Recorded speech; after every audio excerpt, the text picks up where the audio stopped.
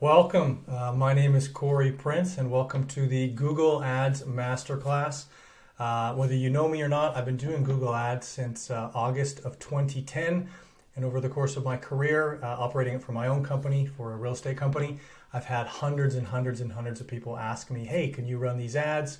Can you help me? Can you tweak my account? And I've always just kept doing my own thing, and I think now it's time to finally give back and show everybody sort of what I know and what's been really powerful in my business. And hopefully I can help a lot of people out there. So let's get into it.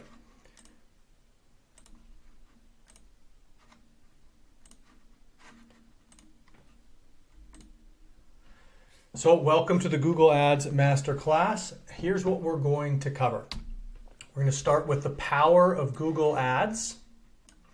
Super, super, super powerful platform. I am absolutely blown away at what it's done for search and what it's done for businesses across the world or around the world. Why Google Ads, why you should consider it or why you should be using it. We're going to cover the course curriculum for the entire masterclass. And we're going to go over the goal and some rewards that we'll be offering near the end. Important things to remember as we progress through the course, and how to get help and support if and when you need it as you progress through the course and as you run your own campaigns. So go to googleadshub.com/newsletter for important updates regarding this course and sign up. YouTube, Instagram, TikTok, follow for exclusive content that we won't put anywhere else. Corey Prince Google Ads is the handle across all those platforms. And yeah, please share the course. Let's literally start a revolution and change people's lives. Google Ads has changed my life as far as getting clients into my business. I've generated over 80,000 leads in the last 14 years, and that's made a huge difference, of course. Warning, this is the most important video of the course. Please watch the entire video. Don't skip and don't fast forward. And a pro tip, watch the video in double speed like I do often if you want to save some time. So the power of Google Ads. Number one, wide reach. Google Ads allows businesses to reach a vast audience with Google handling over 3.5 billion searches per day. This extensive reach ensures that ads can target a broad and diverse user base.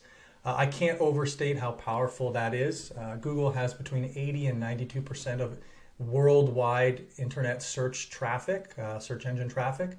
So if you want people to see your ads and you want people to interact with you or your business, Google is the place to be.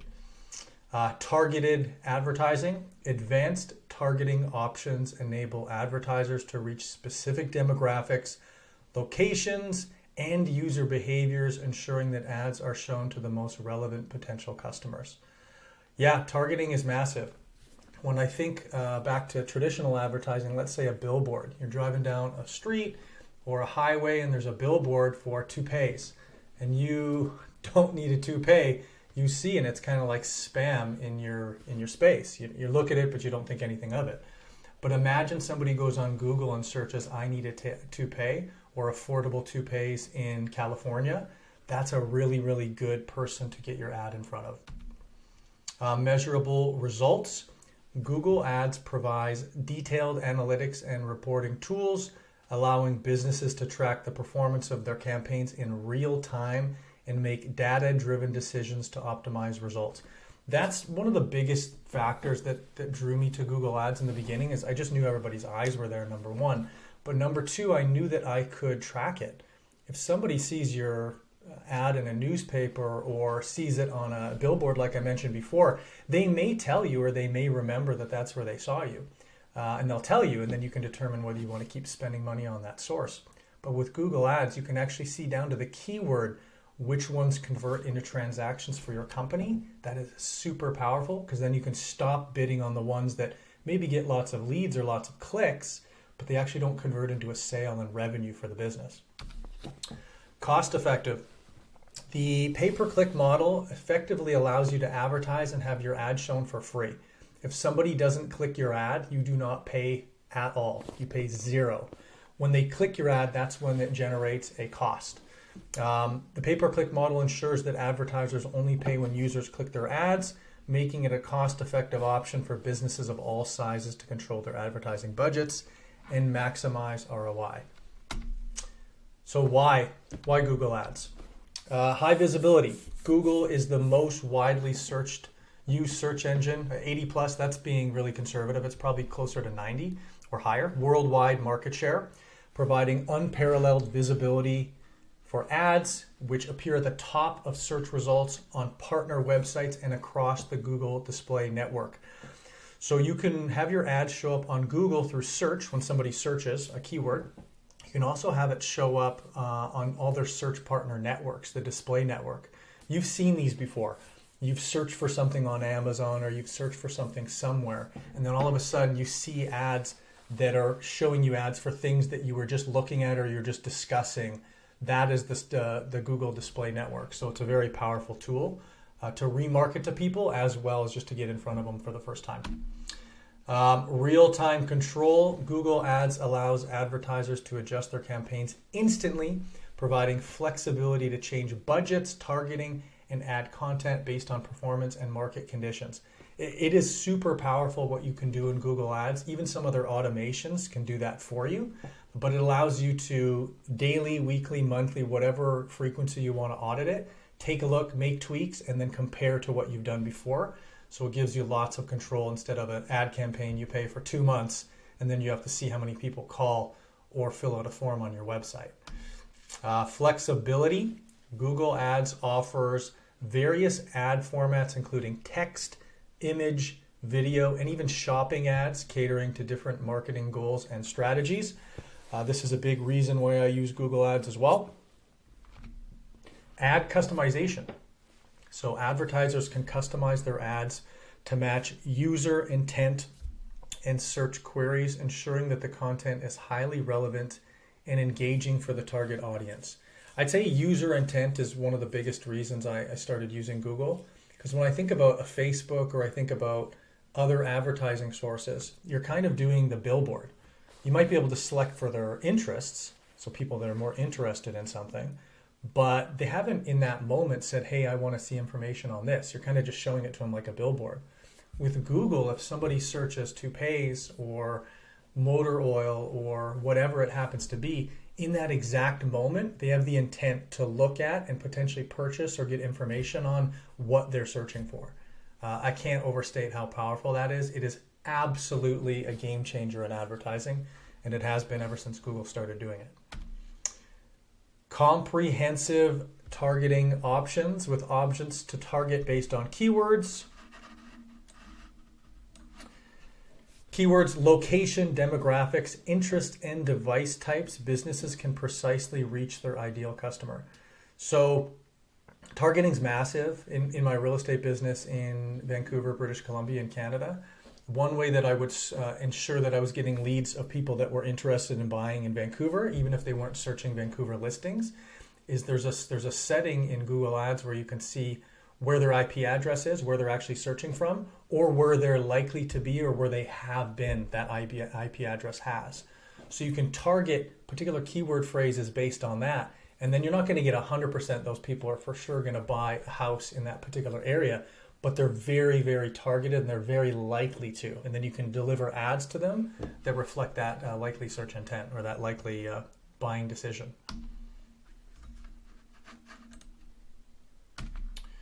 So who is Google Ads for? Small and medium-sized businesses. Google Ads is particularly beneficial for small businesses looking to increase their online visibility, attract more customers, and grow their business. It allows them to compete with larger companies by targeting specific demographics and locations. So the majority of users on Google Ads, them doing, I think, over $100 billion a year in advertising revenue right now, is small businesses. Large businesses use it as well, but there's a lot more small businesses than large businesses, of course. E-commerce and retail businesses. Online retailers can use Google Ads to promote their products directly to potential customers who are actively searching for similar items, leading to higher conversion rates and sales. E-commerce is a great avenue for Google Ads because you can attribute an actual sale to a specific phrase and what the return on investment is. So let's say you sell something for $100 and it took you $30 to acquire that sale, then you know you have a $70 profit margin. And if there's enough people searching that keyword phrase, just keep throwing $30 to make 70, $30 to make 70. Just rinse and repeat. It's fantastic. Local businesses, service providers such as plumbers, electricians, and local shops can leverage Google Ads to reach customers looking for their specific services or products, enhancing their local presence. If somebody is searching plumbing in California, plumbing in Edmonton, plumbing in Toronto, and you're a plumber, you want that ad to show up. They're going to hire a plumber, and why not it be you, right? Marketers and advertisers, professionals in marketing and advertising agencies use Google Ads to manage campaigns for their clients, helping them achieve specific goals such as brand awareness, lead generation, and sales.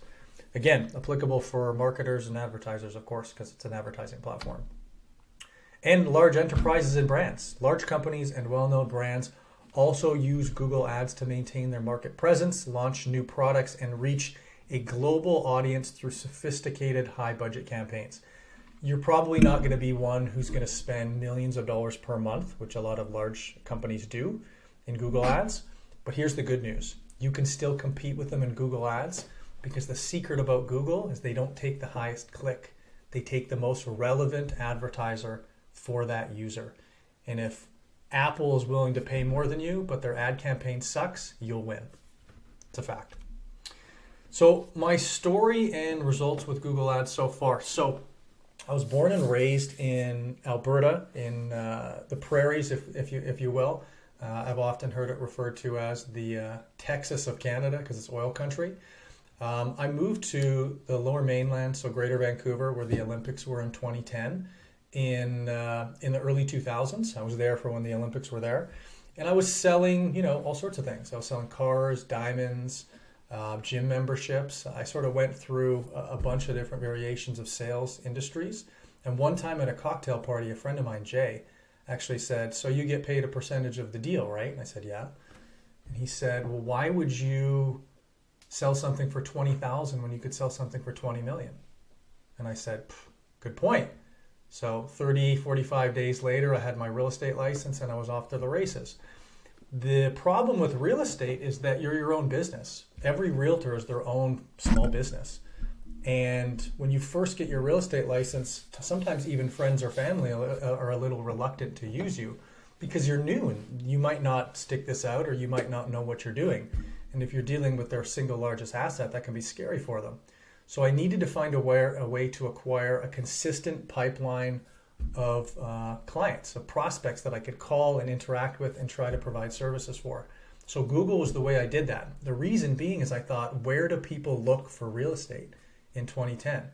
And the answer in 2010 is the exact same answer as today, in my opinion. Google. I search for everything on Google. So I thought, okay, well, how do I get on Google? You can do search engine optimization, SEO, meaning your website organically ranks and people find it. That would be fantastic because it's free. But that just wasn't happening in the beginning, unfortunately. So what I did is I started investing in Google Ads in the very beginning, and I have never stopped. It's almost 14 years at the time of this recording, and I've been investing in Google Ads every single month, even doubling and tripling down through COVID, because there was a lot of people looking at listings, not a lot of people buying, but there was a lot of people looking, so the cost was a little bit cheaper. So I continued to build up the database and continued to build up the leads during that time. So I created a search portal in Canada called searchonlinelistings.ca. It's branded as Countrywide Real Estate Group, which is my real estate company in the Lower Mainland. And this portal, I've negotiated data feeds with real estate boards all across Canada. So we have over 250,000 active listings, so all MLS listings across Canada, as well as in most of the major markets, we have the sold prices. So you can go on here and you can see what properties are actually selling for. So to get people to sign up for this website, I use Google Ads. So I started doing that in August of 2010, and I continue to do it through to this day, and it's in 2024 right now. So the results. So this is a particular campaign from February 2011 up until May 15th, 2024, with a couple keywords that I've been bidding on and optimizing for almost 14 years.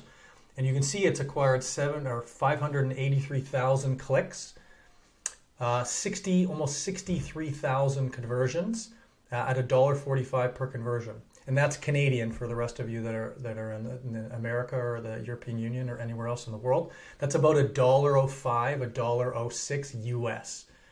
So that's a very, very inexpensive lead when it comes to real estate, considering the closing percentage is about 1 in 100 to about 1 in 500 leads equals a sale.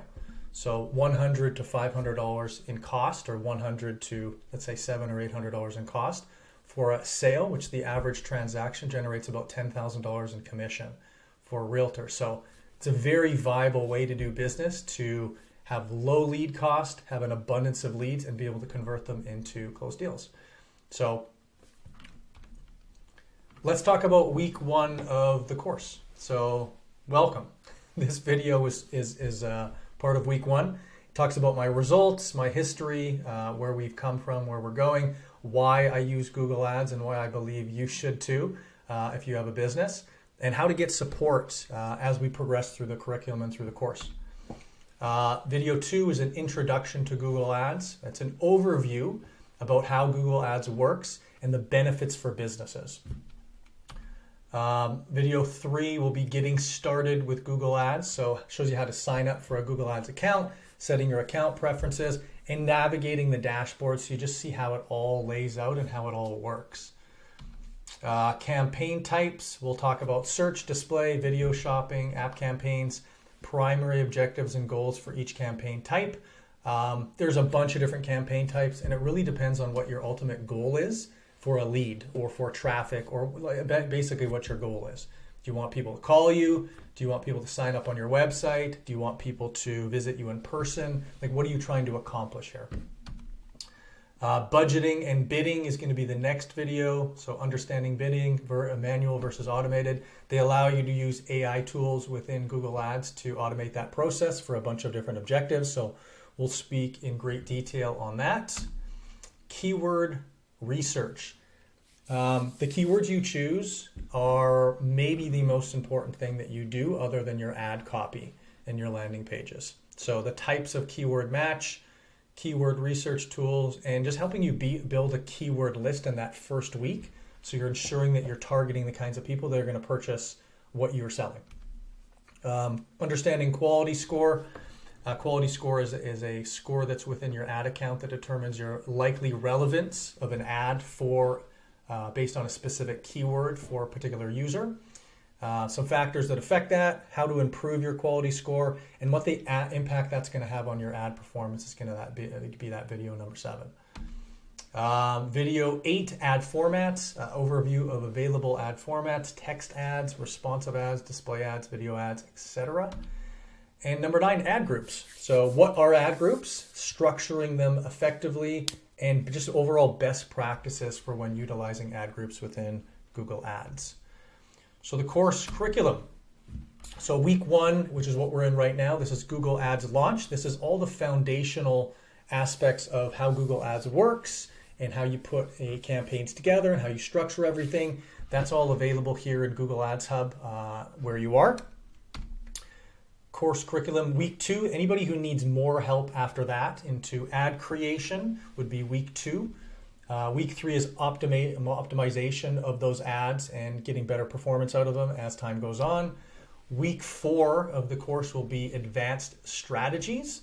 And then week 5 will be scaling. So once we've got about 4 weeks worth of data, we should have some degree of success to be able to optimize and pile onto. So that will be week 5. And this will all be available part of Google Ads Hub Premium. It's a premium community you pay for. The cost is going to be very affordable. And what it's going to do is it's going to allow you to work all the way through the entire course and make sure that you have the support and basically the support that you need to be successful. So the goal and rewards. The goal is to help millions of people around the world. Many of them are going to have little to no Google Ads experience. I want to help them generate new customers for their business, and I want to make it fun with a community to help you. So there are Google Ads courses. I've taken a number of them across the internet, of course. There's quite a few. They're fairly boring. I don't find them very entertaining. They're very technical. None of them have a community. I think the big difference to what I've created here is there's going to be a community of people, not just me, but other experts, other people doing exactly what you're doing as a plumber, as a, whoever who's trying to get more leads and more inquiries into their business. And everybody's going to help level each other up and get help and support.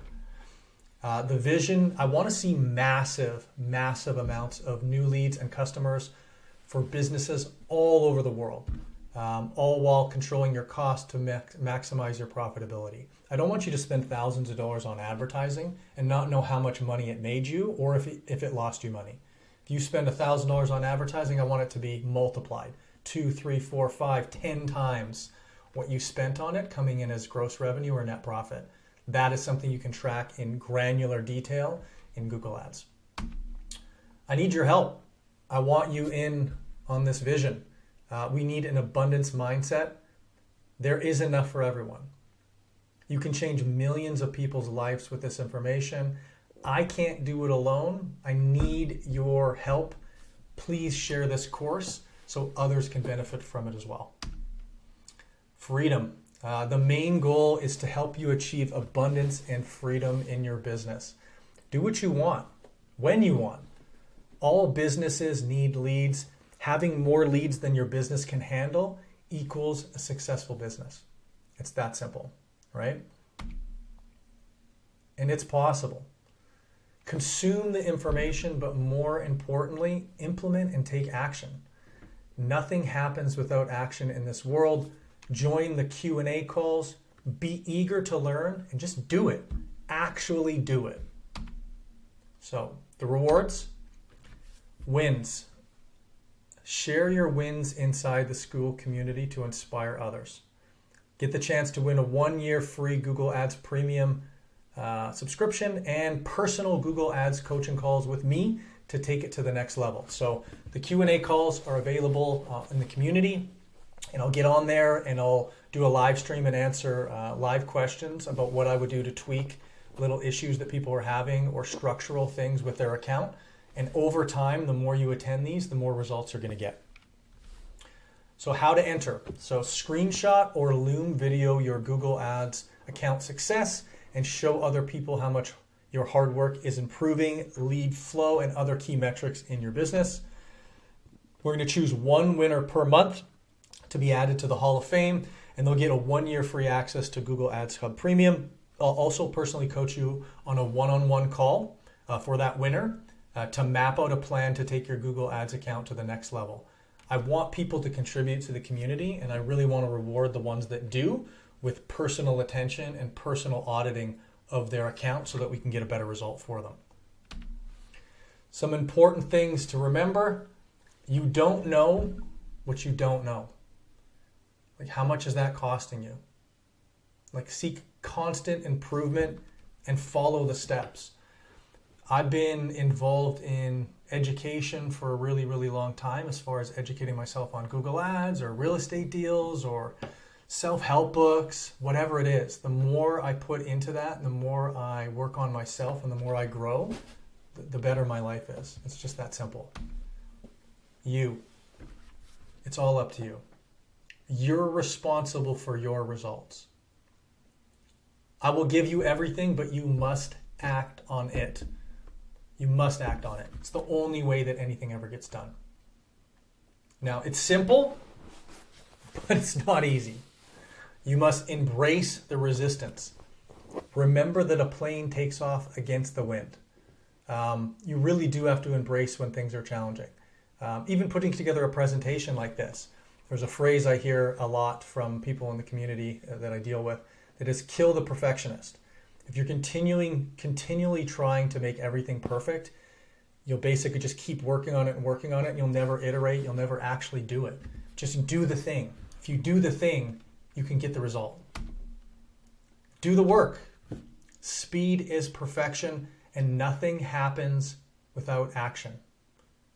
Just learning will not make you any money or acquire any new clients. Action is so powerful. It is one of the harder things for a lot of people to do, is they'll think about how to make it just right, and then they'll release it, then they'll get it started. When in reality, if they started it, they'd realize they needed to pivot right off the top, right in the beginning. And they spent a week or a month or 2 months or 5 months making it just right for something that they were going to completely change their course on immediately. So just start. Inspire others. Share your wins with others inside of our community. Inspiration changes lives. Just do it. The more you share, the more you benefit. The more others share, the more you benefit as well. Quality posts. Make sure to only post quality, well-written posts inside the community. Low quality posts will be deleted. So how to get help and support. Google Ads, course, and community. I put the Google Ads Hub Premium there because that's the gist of the main community. There's the Google Ads Hub free community as well, and there are people there that will encourage and help and answer questions, and I will as well. But the real core of the people that are serious, that are actually working on this and really trying to improve it every day, is going to be in the premium community. But there is a community in the free part too. There's also Q&A calls in the free part, but the premium Q&A calls are a lot more frequent. And you're going to be getting questions from people that are really winning in there. So you're going to really see advanced progress and improvement when you're in there versus the free group. So the Google Ads course and community. Get help and inspiration in our community at school.com/Google Ads Hub Premium. It's all up to you. You're responsible for your results. I will give you everything I've learned since 2010. This is 14 years at the time of this recording. But you must act on it. You must act on it. Community rules: no promotions or job postings allowed. Don't advertise products or services, not in public or in DMs. Even indirect ways are forbidden. This will get you permanently banned without warning. We deeply value this community. We are policing this community daily. Only create quality, well-written posts. And post your wins.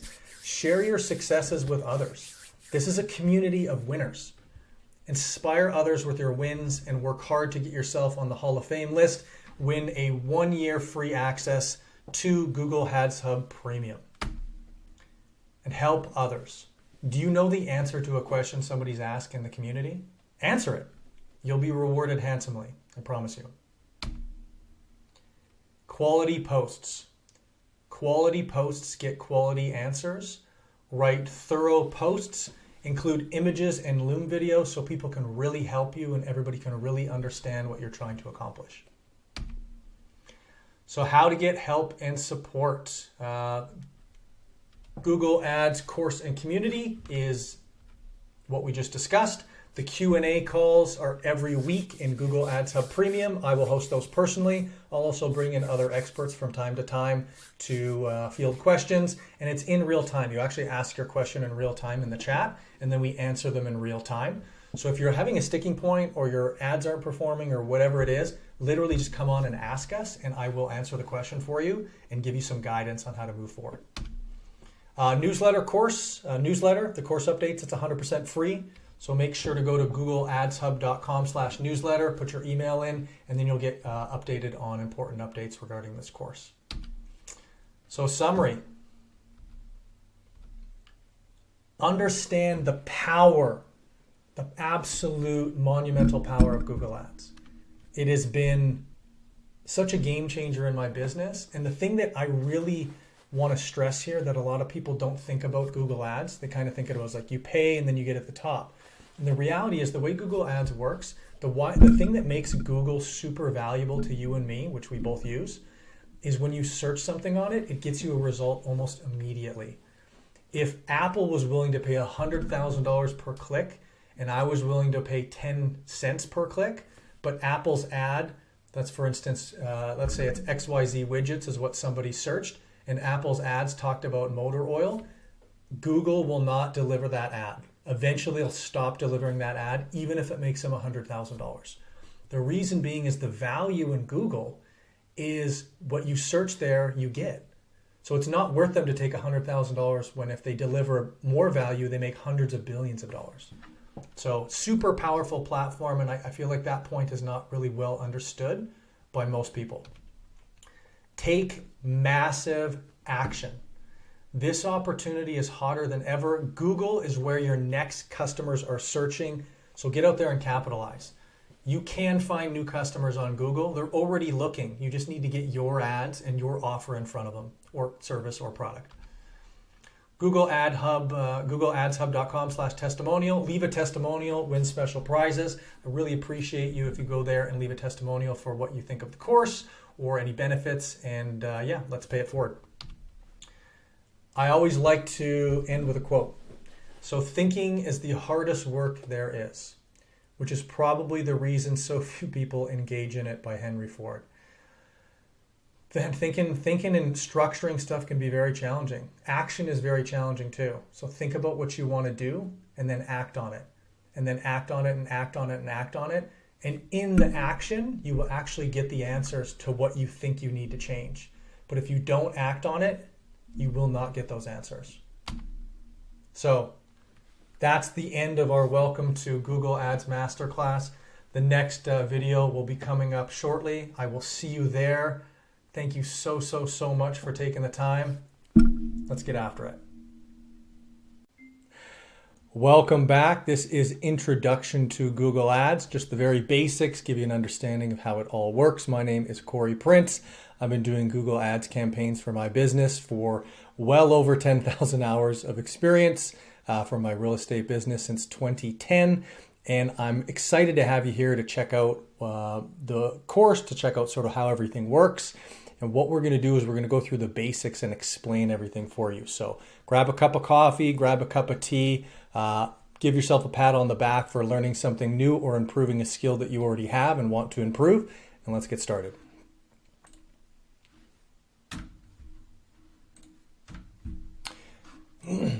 So introduction to Google Ads. Here's what we're going to cover.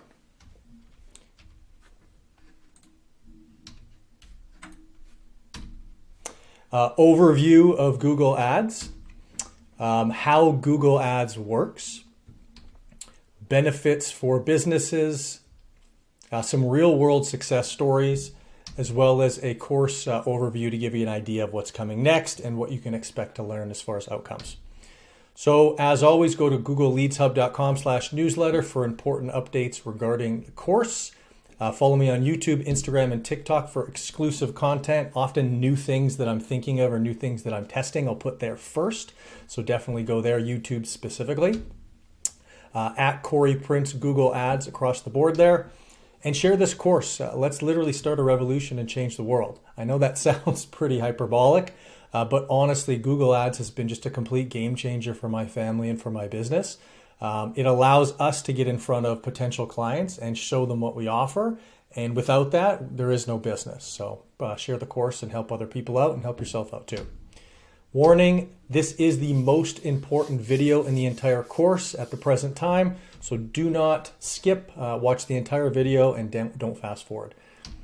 Pro tip, as I do oftentimes, watch the video in double speed if you'd like to save some time. So overview of Google Ads. What Google Ads is. So effectively, Google Ads is an online advertising platform by Google. So whenever you're on a tablet or a smartphone or a computer and you go to google.com or google.ca or google. Whatever country you're in and search there, that is where Google Ads will show us in those results.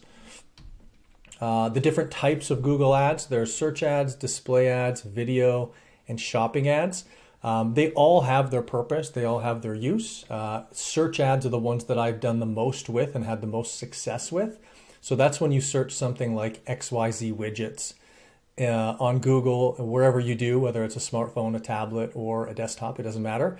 And then an ad comes up on that first page and it has sort of like XYZ widgets near me or XYZ widgets for an inexpensive price. That is a Google search ad. The really powerful thing about Google search ads is they have search intent. So instead of like a Facebook ad where you're just looking on Facebook and you have a particular interest of maybe XYZ widgets, but you're not actively looking for it right now, Google search, you're actively looking for it right now. Super, super powerful when it comes to getting your offer or getting your product or services in front of customers who are looking to buy now.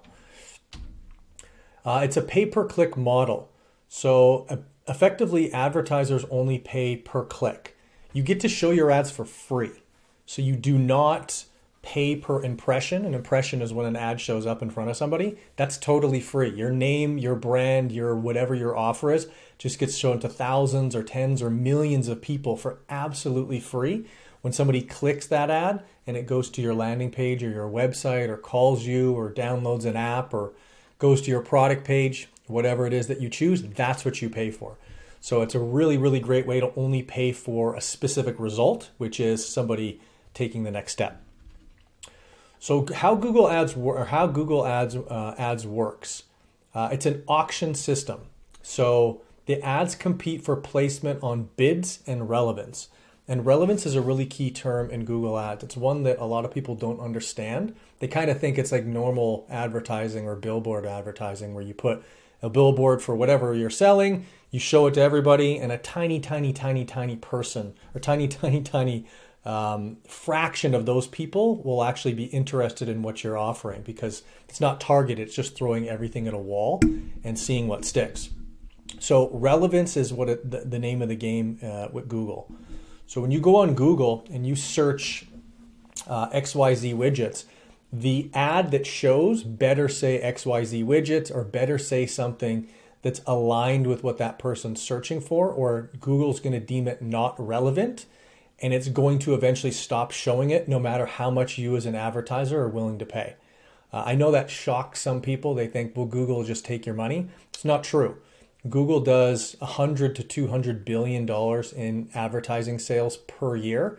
And the reason people go to Google is because when you go there and you quickly search what you're looking for, they deliver it to you very fast. They don't show you a bunch of spam.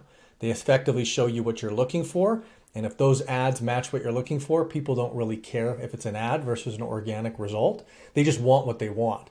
So Google's value is really built on the fact that they deliver what the consumer wants and they do it for free.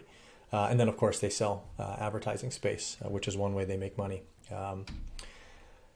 Ad rank, so factors that determine ad placement, including bid amount, quality score, and expected impact of extensions. So I'll go through those one at a time. So ad rank is basically how you rank in the advertising auction in real time. So ad placement, meaning where it's going to appear on the page, spot 1, 2, 3, 4, all the way going down, or it's on the second page, which is basically purgatory. You want to be on the first page in Google, including the bid amount. So how much you're willing to pay per click or per conversion or per impression, whatever thing that you're actually bidding on. Quality score is basically, it's your expected click-through rate. So the percentage of people that see your ad that click it, so what the expected click-through rate of your ad's going to be, the relevance of your ad, and your landing page experience. When somebody clicks through and lands on that page, that's going to determine your quality score. And the expected impact of extensions. Extensions are the items that are below your ad, which you can add on to in a bunch of different ways, which we'll go into a lot more further detail further on in the course.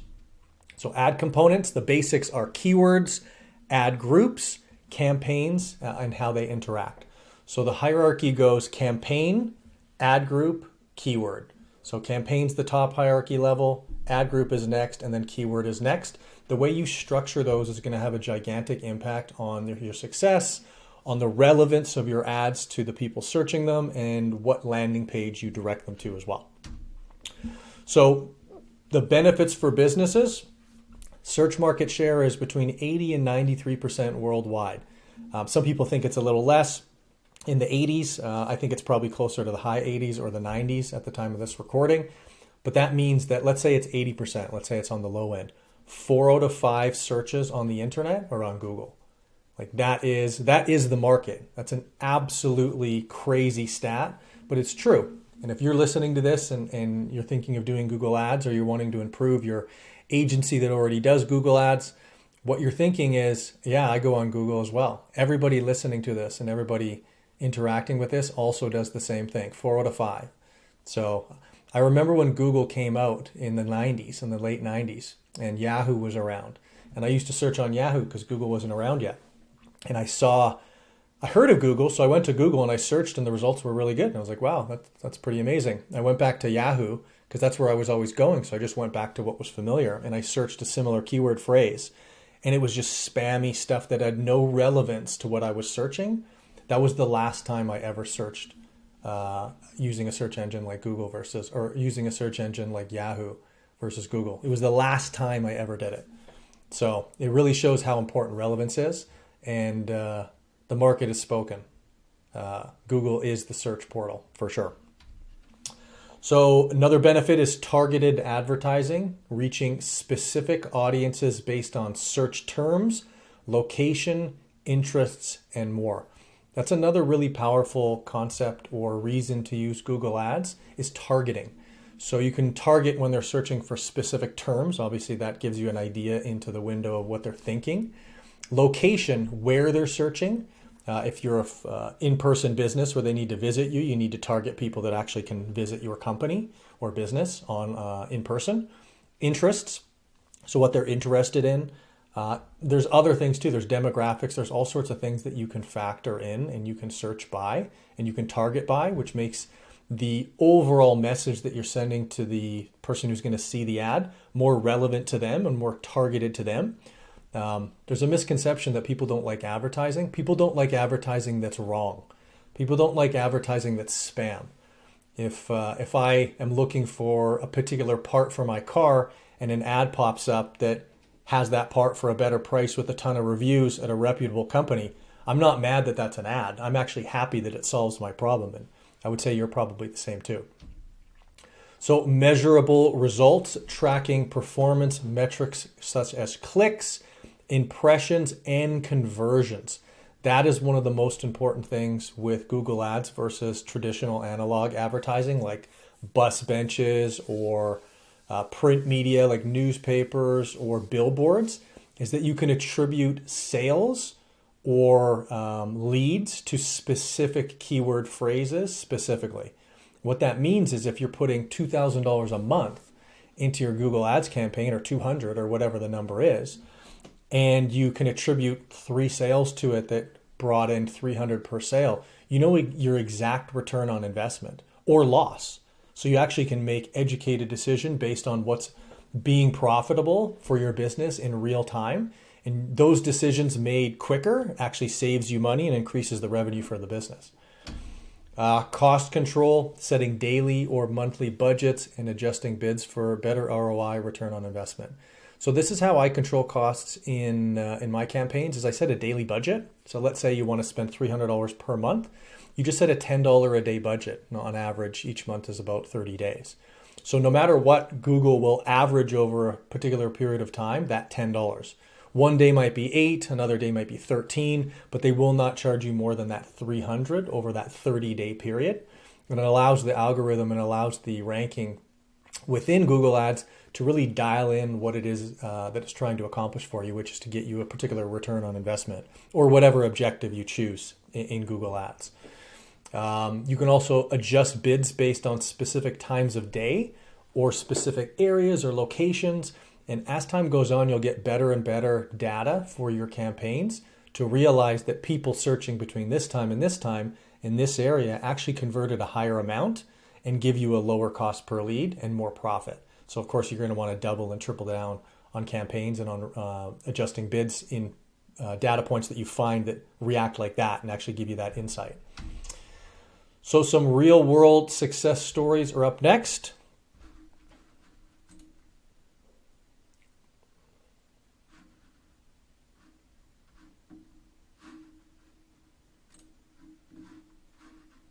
Over 1 billion people of the world population experience a disability that affects mobility and the ability to travel.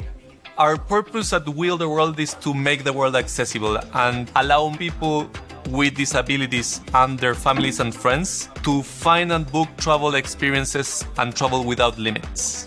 Reaching the will-the-world customer is a challenge.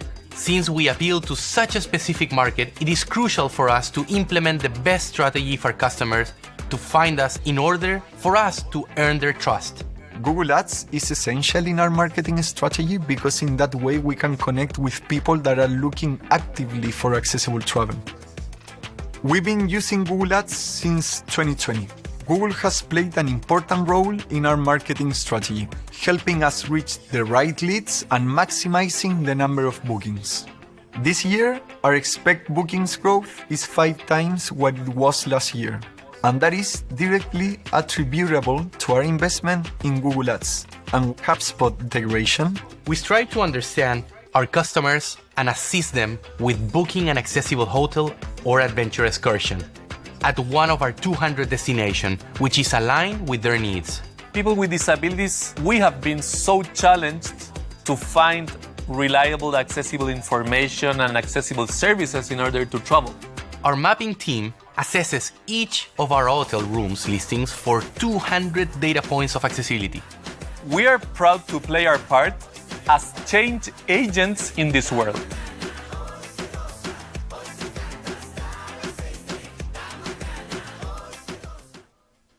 Hey, I'm Lucy Aylan, the very proud owner of Never Fully Dressed, a contemporary women's wear brand selling fun, colourful, empowering clothing since 2009. My granddad bought me a sewing machine to start making things that I sold at Portobello Road. From there, the word of mouth buzz grew, and so did we. When I started the market, we didn't have an e-commerce site. I actually remember flyering. Shopify was the obvious choice for us. Everything is designed with marketing integration in mind. It's really important for us to reach as many customers as possible online and fast. You're on Shopify, you've activated your Google channel, and that pulls through all of your inventory straight from Shopify. You then can run ads and puts our product in front of the customer as they search. So you can search for something super general like pink dress for a wedding, or amazing pink, slinky, super flattering, works for breastfeeding dress, never fully dressed will come up. Google now represents over 40% of our online revenue. We've seen an 890% return on ad spend. It's amazing. So we've recently upgraded to Performance Max, and we are able to reach potential customers across the whole Google network. So search, display, and YouTube. We love that it lets us use our assets in more places. We all love an easy life. Anything that's simple for me is key. Google's a one-fit wonder. You can have that for free. Food in Korean culture, like many traditional cultures, is really centered around the family, the community. It's the essential glue that is really brings, I think, people together. The name of the company, Mother-in-Law's, is an homage to my mother's Korean restaurant that she's had for 30 years. Watching my mother was just a total inspiration of what a woman can do and running a business on her own terms.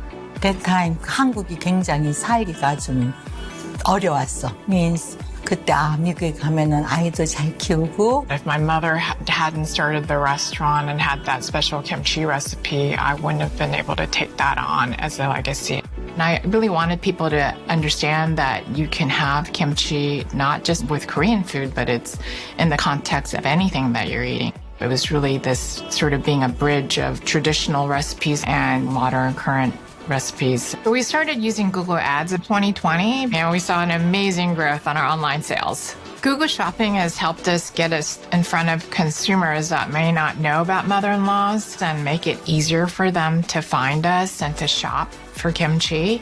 Using Google Ad products, we saw 128% growth in sales. I started with 9 jars, and now we're selling 1 million jars nationwide. I still can't believe that we have people trying to find kimchi, and we were there. We're really the category pioneers, and people are able to find us and connect with us through Google Ads and Google Shopping. To be able to really share the authentic story of kimchi, that's really powerful. With each jar of kimchi, I'm sharing my culture, my heritage, my past, and my present and future, and it feels amazing to be able to grow this business.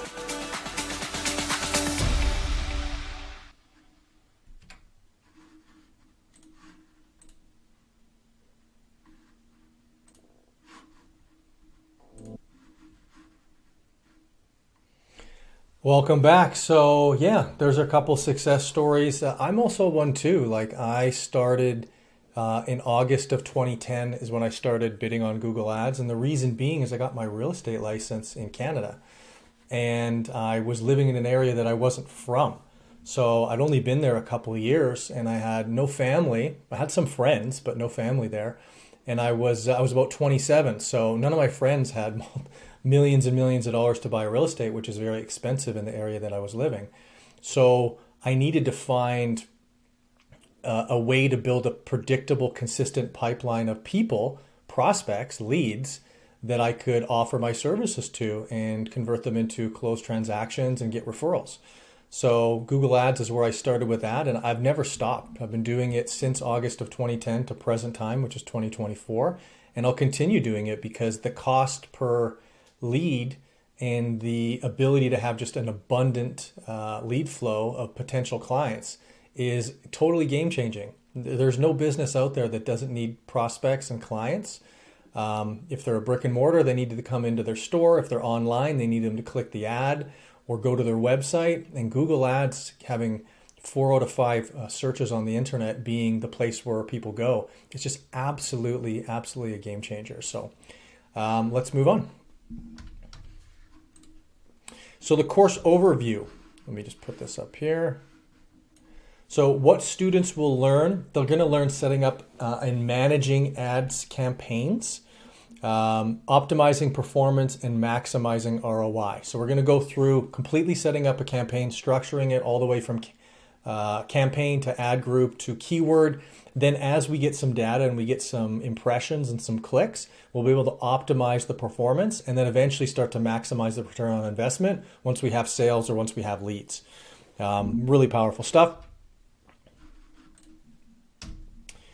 We're going to, the course structure. It basically covers, the modules cover basics all the way to advanced strategies. So the very basics of what is Google Ads, where do people search, what kind of ads can there be, which we're talking about now. And then we'll go into, of course, the more advanced strategies like retargeting, negative keywords, location, all these different things that can really improve your campaign. But I want to start with the simple and the basic first so you understand the overall foundations and the overall structure of how these campaigns work and what the intent you should be leading or going into them with of what the end user is going to see. That you want to make it so that the end user, the person seeing your ad, is really compelled and captivated by it, and it's in front of only the people that are really going to benefit from it, and they will knock down your door to purchase your product or try to use your service because it's what they need and what they want. If you're solving a pain point and you can make that pain go away by selling them something or offering them a service, they're actually going to be happy to give you money as opposed to you having to convince them, which is not what we want. Next up is expected outcomes. So I want confidence in using Google Ads to attract and acquire customers. That is what the person who goes through this entire course will be able to gain. Effectively, they're going to know how the course is structured, or they're going to know how the ads are structured, what the theories, the philosophies by why I've done the things that I've done and the way that I've done them. And they're going to build these campaigns alongside doing the course. So as you're going through, you're going to be learning the things that are going to help you optimize the campaigns as you go through it. So course curriculum is a reminder. Week 1, what we're in right now, is what we call Google Ads Launch. It's foundational principles of Google Ads, the hierarchies, campaigns, ad groups, keywords, why you should create campaigns one way versus another, what campaigns there are, which ones are applicable for which industries, things like that. Go to Google Ads Hub on School, so school.com/Google-Ads-Hub, and you'll get the free resources there. There's a community of people that you can ask questions to. I do a Q&A on there a weekly basis at the moment. That may change, but it's a YouTube live stream. So I'll go on and for about 30 minutes on Mondays typically. You just come on, ask your questions in the chat, and I will answer them in real time for you. After you've got all those foundational principles and you're setting up your own campaigns, if you'd like some more help, you can go into week 2 of the course, which is ad creation. So we'll actually set up ads. We'll discuss the theories on why you should do them one way versus the other. We'll talk about landing pages. We'll talk about all that good stuff. Week 3, once there have been some impressions and some clicks, we're going to go into optimization. Now, nothing works unless you test it, and your theory on what you think might work might be completely wrong. I've been doing this for the better part of 14, 15 years now, and I'm still wrong on what ad copy or what landing page is going to perform the best. I'm usually pretty close because I've been doing this a long time and I know what works and what doesn't work. But at the same time, I still need to create 2 creatives, 2 ads, and split test them against each other to see which one actually performs better, because then we know for sure it's not what we think. One mistake that I've made in the past, which I'm sure you'll make too, is creating ads that would appeal to you. Unless you're the target purchaser for that particular product, we want to create it for the market, for the people that are actually going to see the ads. Week 4 is advanced strategies, just further optimization effectively. Lots of different things we can do to make sure that you're performing as best you can. Nobody wants to waste money on advertising. You want to squeeze every last lead or sale out of every last dollar. And once you have enough data, 3 or 4 weeks in, that's when you'll be able to start to make these decisions. And then as you improve and as you optimize, it'll just trigger like, oh, maybe I could do this, maybe I could do that. And then as time goes on, you'll have better and better campaigns. Week 5 is scaling. So once you have successful keywords, successful campaigns that are actually getting the result that you want, so leads or sales or whatever you're trying to accomplish within Google Ads, then you can just double and triple down on those, diverting ad spend from campaigns that seem to be underperforming or not performing as much to these ones that are performing in a predictable way that we know is going to result in a sale or a lead or whatever it is that we're trying to accomplish. And then we can scale those up and get better and better results. So for those, you go to Google Ads Hub Premium on school.com/Google-Ads-Hub-Premium. There is a much more robust community there of people because it's a pay community. It's going to be a nominal charge, so check it out. But in that community, you have people who have paid to be in there that are learning Google Ads alongside you, that are sharing best practices, they're sharing ads, they're sharing the things that work. And I'll be doing Q&As there on a much more regular basis as well. So that is where you'll go for the further support if you choose to sign up for it. So how to get help and support. As I mentioned, the Google Ads Hub Premium community is where the full course is and the full community. So that would be one place. There's Q&A calls every week on the Google Ads Hub Premium. They're more frequent there. They're less frequent, of course, on the free one. And then, of course, the newsletter where I offer course updates 100% free. So make sure that you sign up on the newsletter. I'll often send stuff out there when I'm testing it as well, just like on the social media channels. So googleadshub.com/newsletter for important updates regarding this course. And we're at the summary. So the summary is, what are Google Ads? An online advertising platform by Google that shows search ads, display ads, video ads, and shopping ads. There's more, but those are the basics. It is a pay-per-click model where advertisers pay only when users click their ads. So when you search on Google and you see one that says sponsored near it, that is a Google ad. So if you view that, that costs the advertiser nothing. If you click that, it costs them whatever cost per click has been determined in the auction. So how it works, it's an auction system where your ads compete for placement based on bids and relevance. So placement is what position they are on the page, 1, 2, 3 downwards. Bid is the amount you're willing to pay per click as an advertiser, and relevance is how relevant is it to the person who's searching on Google. So again, let's do the XYZ widgets just because it's generic. So you search XYZ widgets and the ad says motor oil for sale. That's not relevant. That is not what you're looking for. You're not going to click that ad. But if it says XYZ widgets in Vancouver or XYZ widgets for an affordable price, and the ad says exactly what you searched with some information below that's exactly what you searched with a couple buttons on the ad that are different variations of XYZ widgets, one of them being the one that you're looking for, you're very likely to click that particular extension on the ad and then land on a landing page and potentially sign up as a lead or even make a purchase directly from that ad. That's relevance. So it's a gigantic market. 4 out of 5 searches online on search engines or on Google. It's more than 4 out of 5, but we're being conservative. 4 out of 5 searches. If you're listening to this, you're somebody who searches on Google just like the rest of us. So more than 4 out of 5 worldwide searches on the internet are done on Google. It's just simply too big of a stat to ignore. It is the reason I started with Google Ads.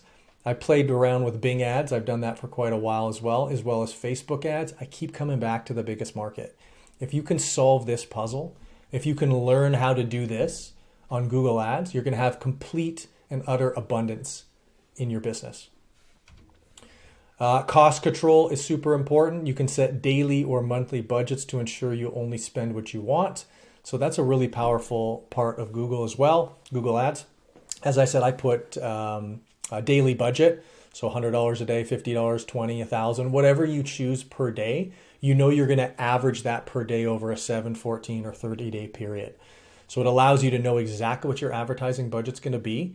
And then the cool thing is you actually have the data within Google Ads of either lead signups, app downloads, phone calls to your business, or even direct purchases. You can know what your return on ad spend is, which is a really key metric as well. So let's say you spend $10 per lead or $10 per click or whatever it happens to be. Let's do a nice generic one. So let's say a click costs $1, takes 100 clicks for a lead. A lead is $100 per lead, let's say, and it takes 10 of them to get a sale. So it's $1,000 for a sale, but your product is $5,000. That means your return on investment is 5 times. 1,000 per sale, 5,000 in revenue, incredible. If there's enough search volume for that keyword, you just keep throwing money at that. It turns every dollar into $5. I would pull that VLT machine over and over. I think you would too. Google Ads scales. Once you optimize a successful campaign, you can simply turn the new client faucet on by upping your budget, knowing your cost to acquire a client. This is super powerful too. So there's a reason that you start foundationally and then you start to do ad creation and optimization is you don't really know what's going to work. Like I know I have a good idea of foundationally what's going to work, but I still need to test. Once I've tested for enough weeks or enough months, depending on the size of the campaign and the scale of it, then once I know what works, I'll start diverting resources and ad spend from the ones that are underperforming and just throwing it all at the key 1 or 2 or 3 that are performing really well and that I know what my return on investment is. Like I said, if there was a machine you could put $1 into and it spit out $10 every time, I would stand in front of that machine all day and put dollars into it, and I think you probably would too. So go to googleleadshub.com/testimonial and leave a testimonial, win special prizes. If you feel like you're getting value out of this course and you'd like to pay it forward, go there. It really helps out the algorithm of people searching online, and I would really appreciate it if you did that. I love quotes. I feel like if somebody said it better already, you might as well just pair onto that. So this is Richard Branson, the founder of Virgin Atlantic, as well as Virgin Galactic, a bunch of multi-billion-dollar companies.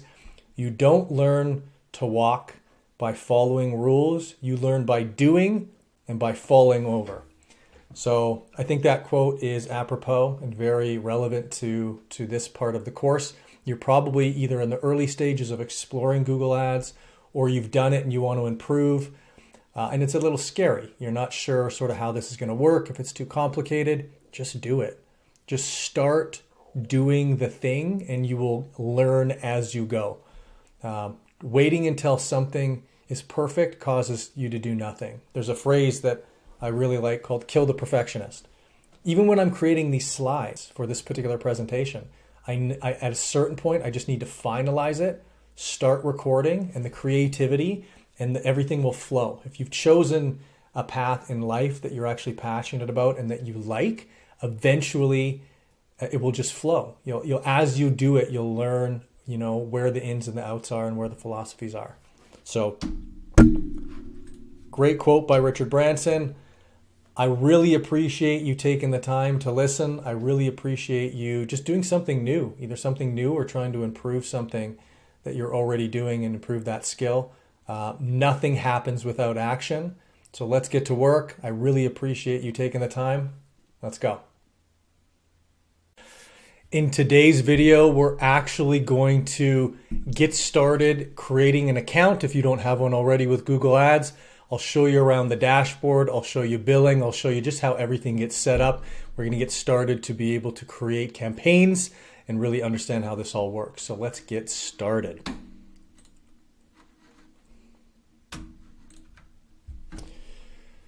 So getting started with Google Ads.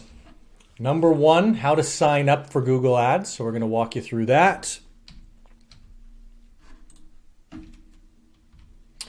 Setting account preferences is a good one. Adding billing information so you can start to run ads. Navigating the dashboard in general. And account organization tips just to get your mind thinking about how you're going to do this and how you're going to organize your account over time. So go to coryprince.ca/newsletter for important updates regarding the course.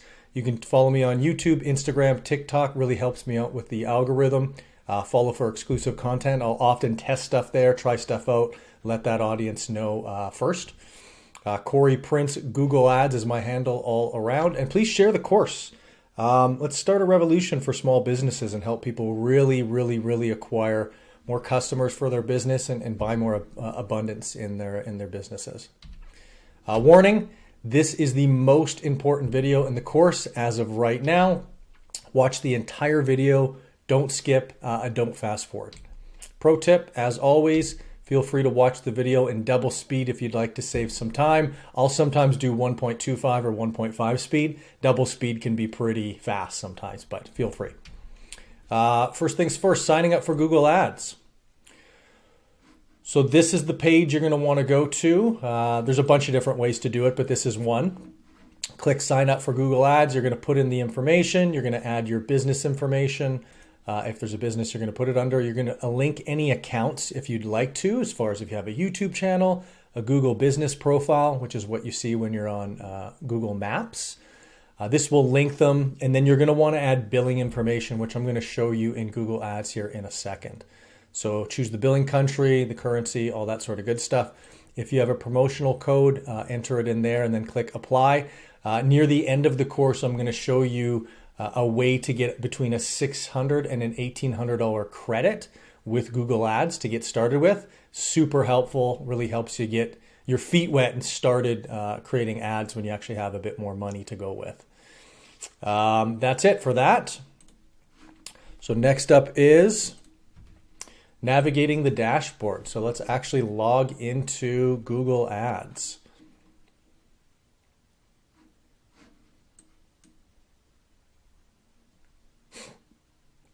Here we go. So this is a Google Ads account. So what you're going to want to do is go to admin, go to account settings, and that's where we are right now. So account name, this one is named after me, of course. The status is active. Data protection contacts, that's, I believe, mostly for European Union. So I don't do it, but if you're in Europe, go ahead and play around with that. Choose your time zone, whether you want auto tagging. I do that, tag the URL, people click through for my ad. That just tags it onto the campaign. Tracking, there's no option set in here by default. You don't have to have anything there. Call reporting, so if somebody clicks a call ad, then that will be turned on. There's no account level negative keywords. You may want negative keywords here in the account level. I personally don't, because some campaigns that I run, I would want them to have a particular keyword phrase searchable and would cause that ad to show, and other campaigns not. But from an account level, there's none that are really like just foundational that I don't want there, but that might be different for you. Auto apply, leave that turned off. The reason I leave this turned off is it'll continue to give you recommendations. Google will give you tons and tons of recommendations on here's what you should do to improve your ads. They're not always correct. The last thing I would want is those to automatically apply and negatively impact my campaign. So I have that turned off. Lead form ads terms. So when you're on Google, instead of just clicking an ad that goes to a landing page, they actually have a lead form built right in. So instead of them going to a page, if they click the ad, the form pops up and it has the particular fields that you want them to fill out. These can convert very high because it's really, the barrier to getting that lead is less. And it will even pre-populate some of the information that's either cached in their browser or with their smart lock. So something to consider as we go down the line, to think about lead ads if you're not familiar what that is.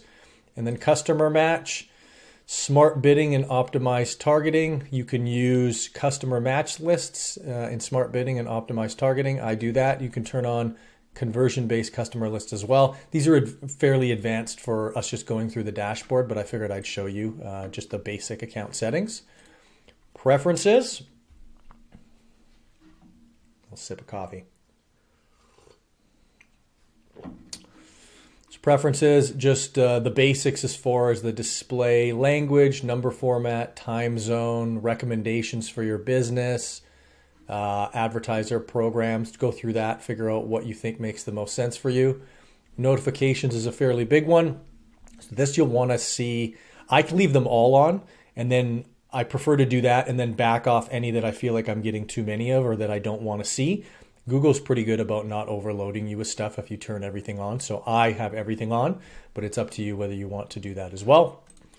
Access and security. This is just where you would add people as far as people to also have access to your account in Google Ads. And you can choose what they have access to, like what sort of permissions they have. And then you can send an invitation and then they can come into your account, look at stuff, view it, edit it, depending on their permission level. So that is the basic account settings. Then we're going to go over to billing is next. So I'm actually not going to go to the billing. I'm just going to show you where it is. So billing is here. And then go to payment methods. I'm not going to click into there because it's going to show my credit card number, of course. But if you click billing, click payment method, you can add a card, and then you can add a backup card as well in case the first one has an error or it doesn't charge. I recommend having a backup card there just so your campaigns never pause because of a potential payment issue. But yeah, that is billing. And moving on.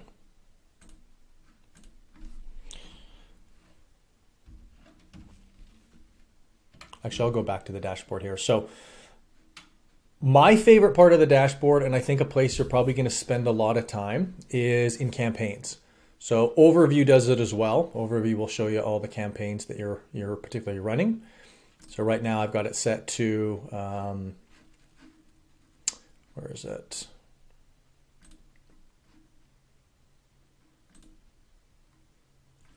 It's a slow one today.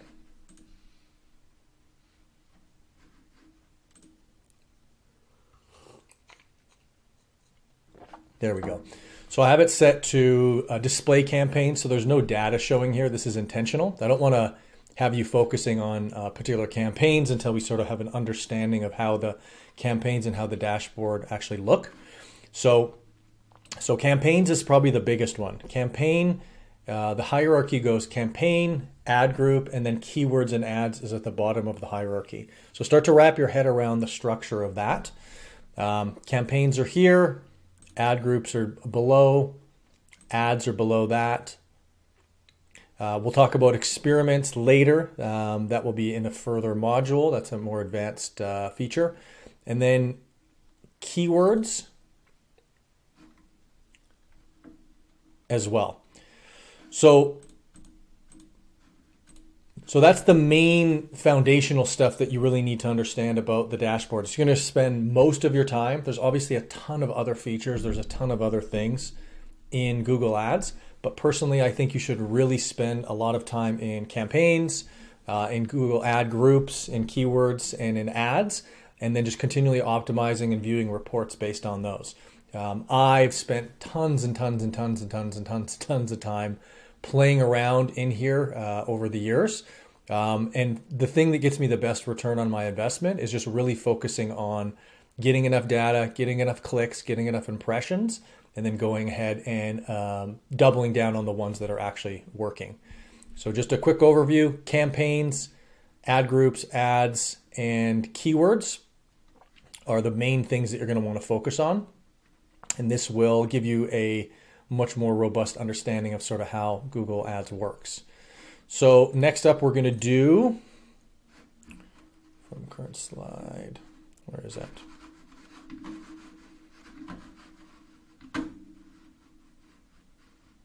Strange.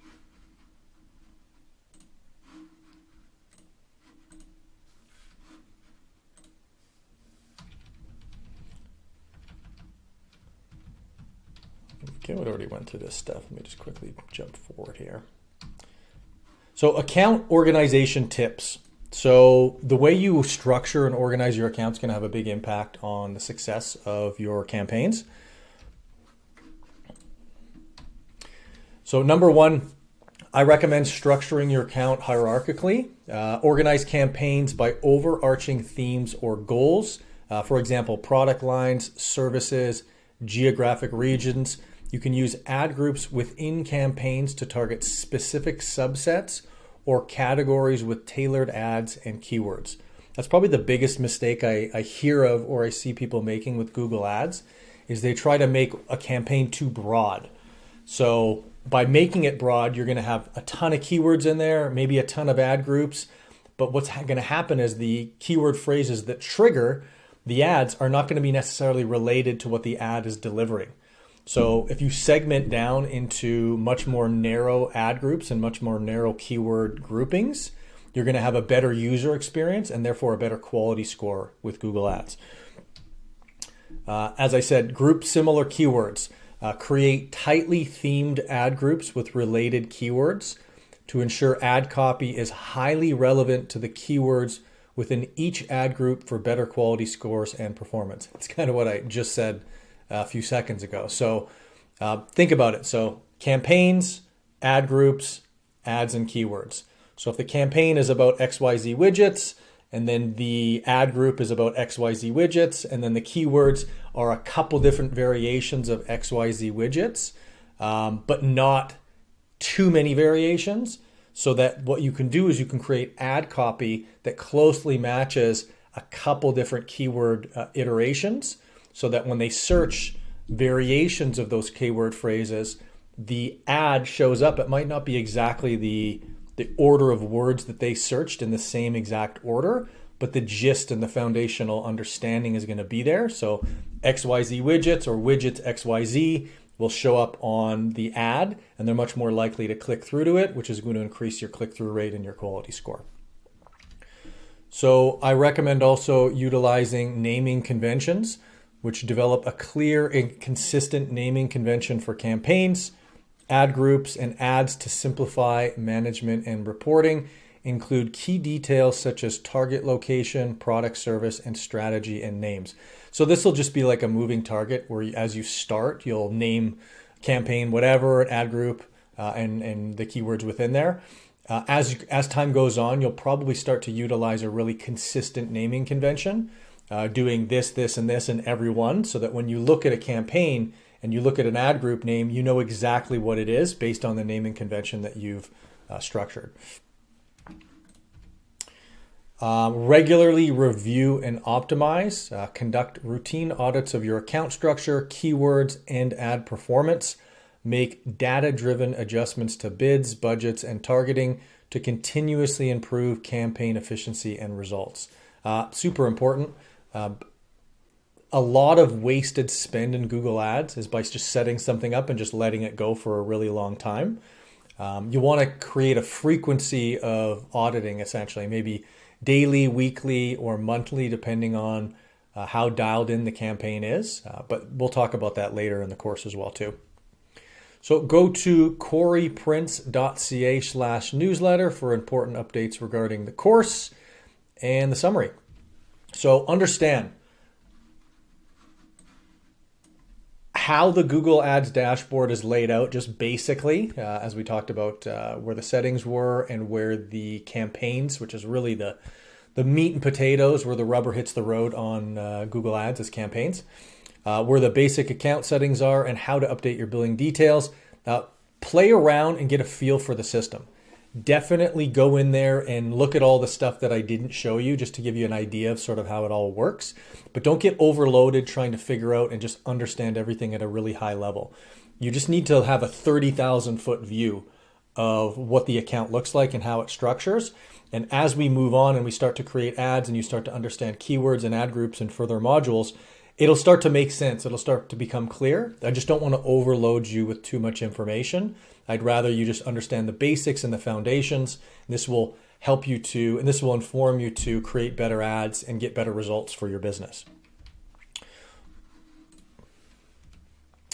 Claim your between $600 and $1,800 Google Ads credit. The link is in the description of this video or in the school community. It's in the description of this video in the course as well.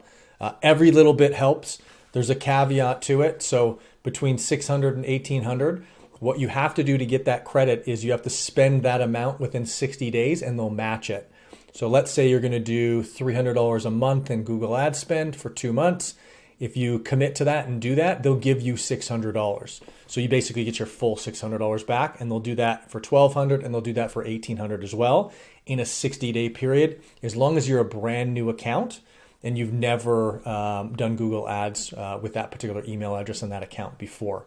So if you have not done Google Ads, make sure that you go and find that link in the description and you get that benefit. I wish I could do that. That's it's free money. So good work. So think about how to structure your account. And just remember that the hierarchy goes campaign, ad group, ads, and keywords. So campaign, ad group, ads, and keywords down here. So it's top down. Just think about what sort of things you're trying, or what sort of clients you're trying to acquire. Or do you want people to call your business? Do you want people to fill out a form that's actually going to be a lead that you can then reach out to? Do you want them to download an app for your company? Do you want them to click on Google Shopping and then actually purchase something on your website? You really want to think about what the goal is, because the goal is really going to inform how you set the particular campaign up, what keywords you bid on, how you structure it, and all that good stuff. So really get really figure out exactly what your ultimate goal is, and that will help you down the road as you go through the course. So if you feel like you're getting some value here and you want to pay it forward, it really helps me out. Go to testimonial.coreyprince.ca. We're doing special prizes there. For instance, the premium community, I'm going to be giving a 1-year free access away at some point, probably the next month or two. So definitely go on there and leave a video testimonial, and I will enter you in that. I am a firm believer that if there's a good enough quote, or there's a quote that really distills what you're trying to talk about, that we just use that. So Aristotle, anything that we have to learn to do, we learn by the actual doing of it. And Google Ads is no different. You can research, you can watch YouTube videos, you can watch a course like this to get a feel for exactly sort of what you're going to do and how you're going to do it. But there is literally no substitute for actually doing it. You need to sign up for an account. You need to play around. You need to eventually start creating campaigns, which of course we'll do further down the road. But get in there and just get your feet wet and get started playing around and seeing how the account works and just how the structure of it is and what the settings are. And then you'll be better informed when the time comes to create a campaign. You'll have a better idea of like what you want that campaign to be. What's your goal? So think about that. What's your goal for this Google Ads campaign? That is it for the getting started video. I appreciate you taking the time. It is time to get to work. Go play around in there, and I will see you in the next video. Take care. Hello, in this video, we're going to be covering campaign types, campaign objectives. It's a real foundational cornerstone of the course and of Google Ads, because the type of campaign that you choose is going to inform what you're going to get out of it. So let's jump right into it.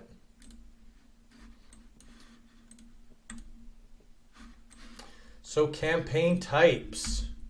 Here's what we're going to cover. We're going to cover types of campaigns in Google Ads.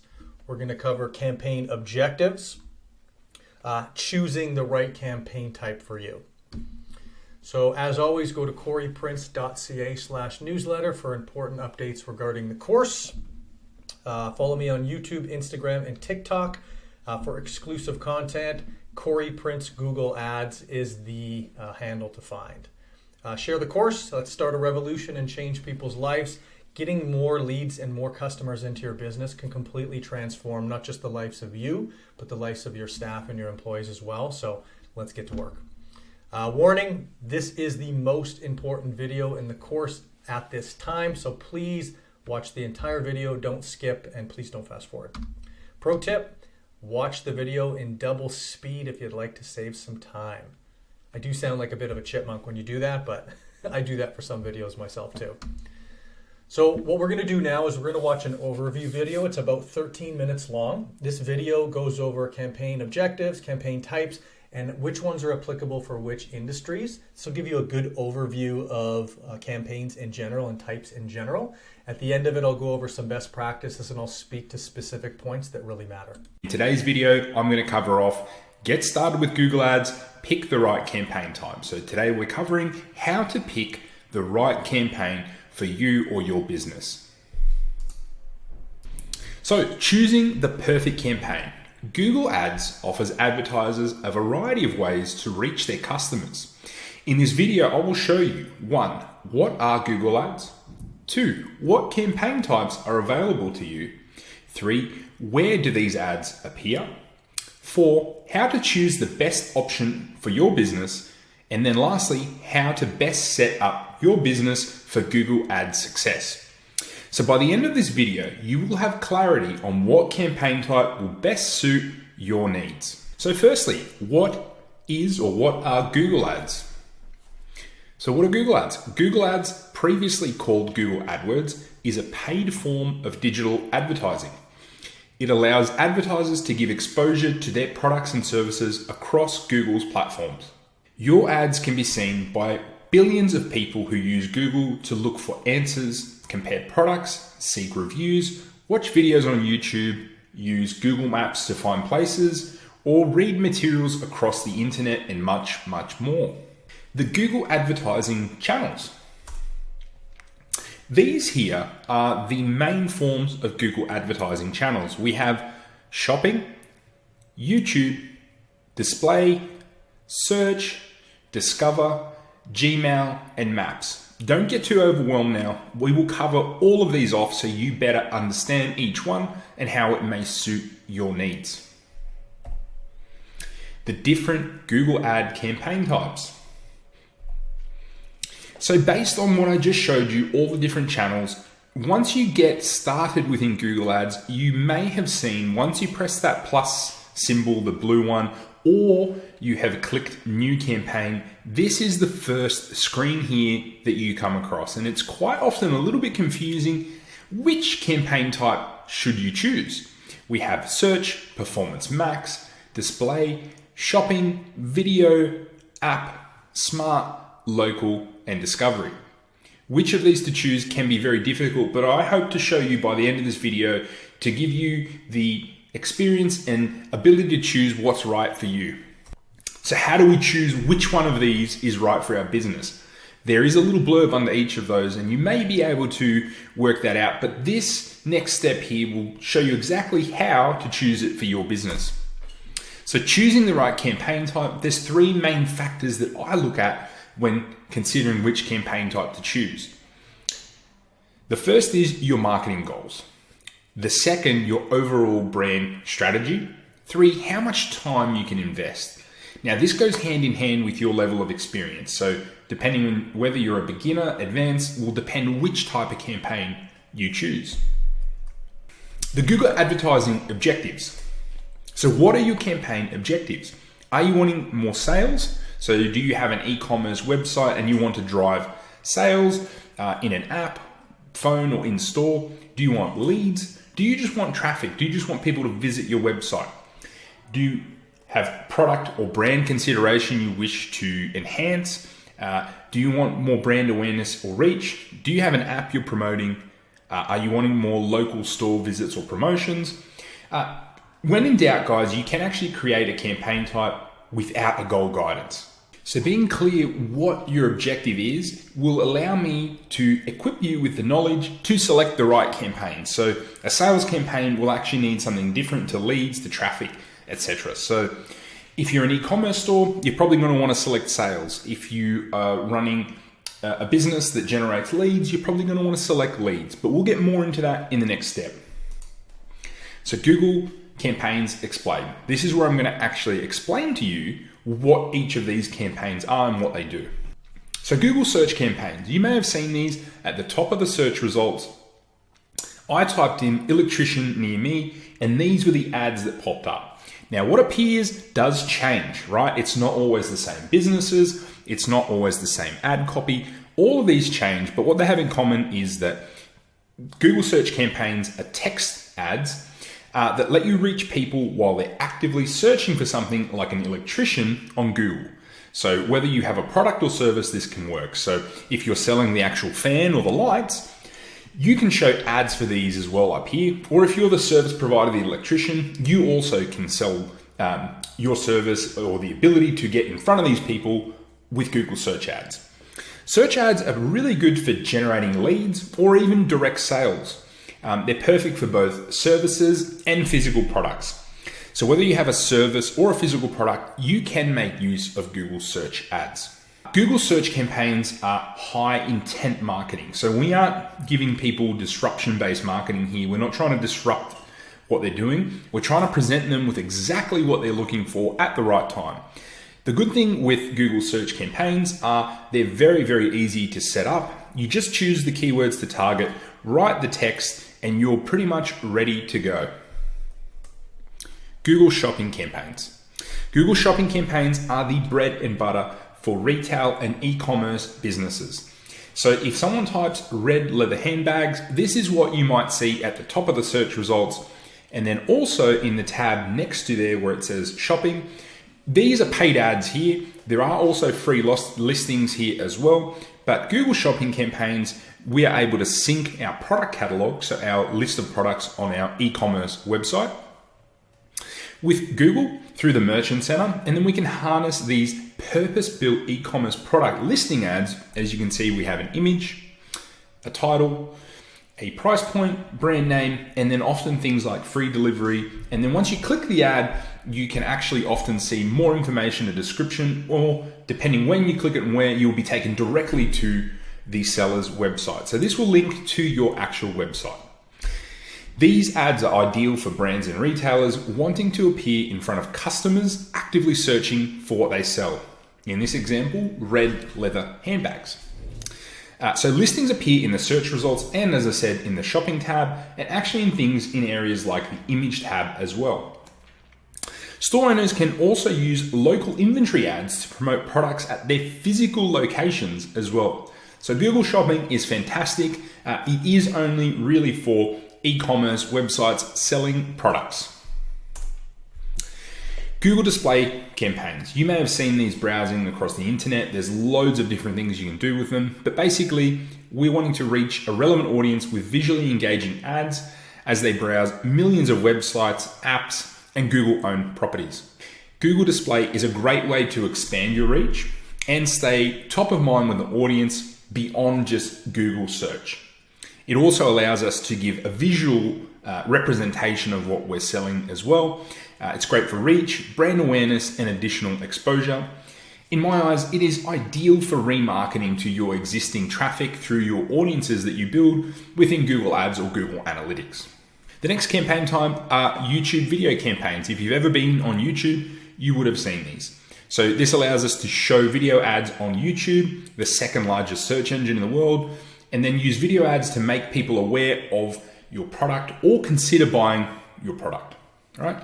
So whether you're a brand or selling a product or trying to drive leads, this is a really great way through a video to drive these conversions. So use the Drive Conversions campaign subtype to set up action-focused video ads that will get you more conversions for whatever event you're optimizing for.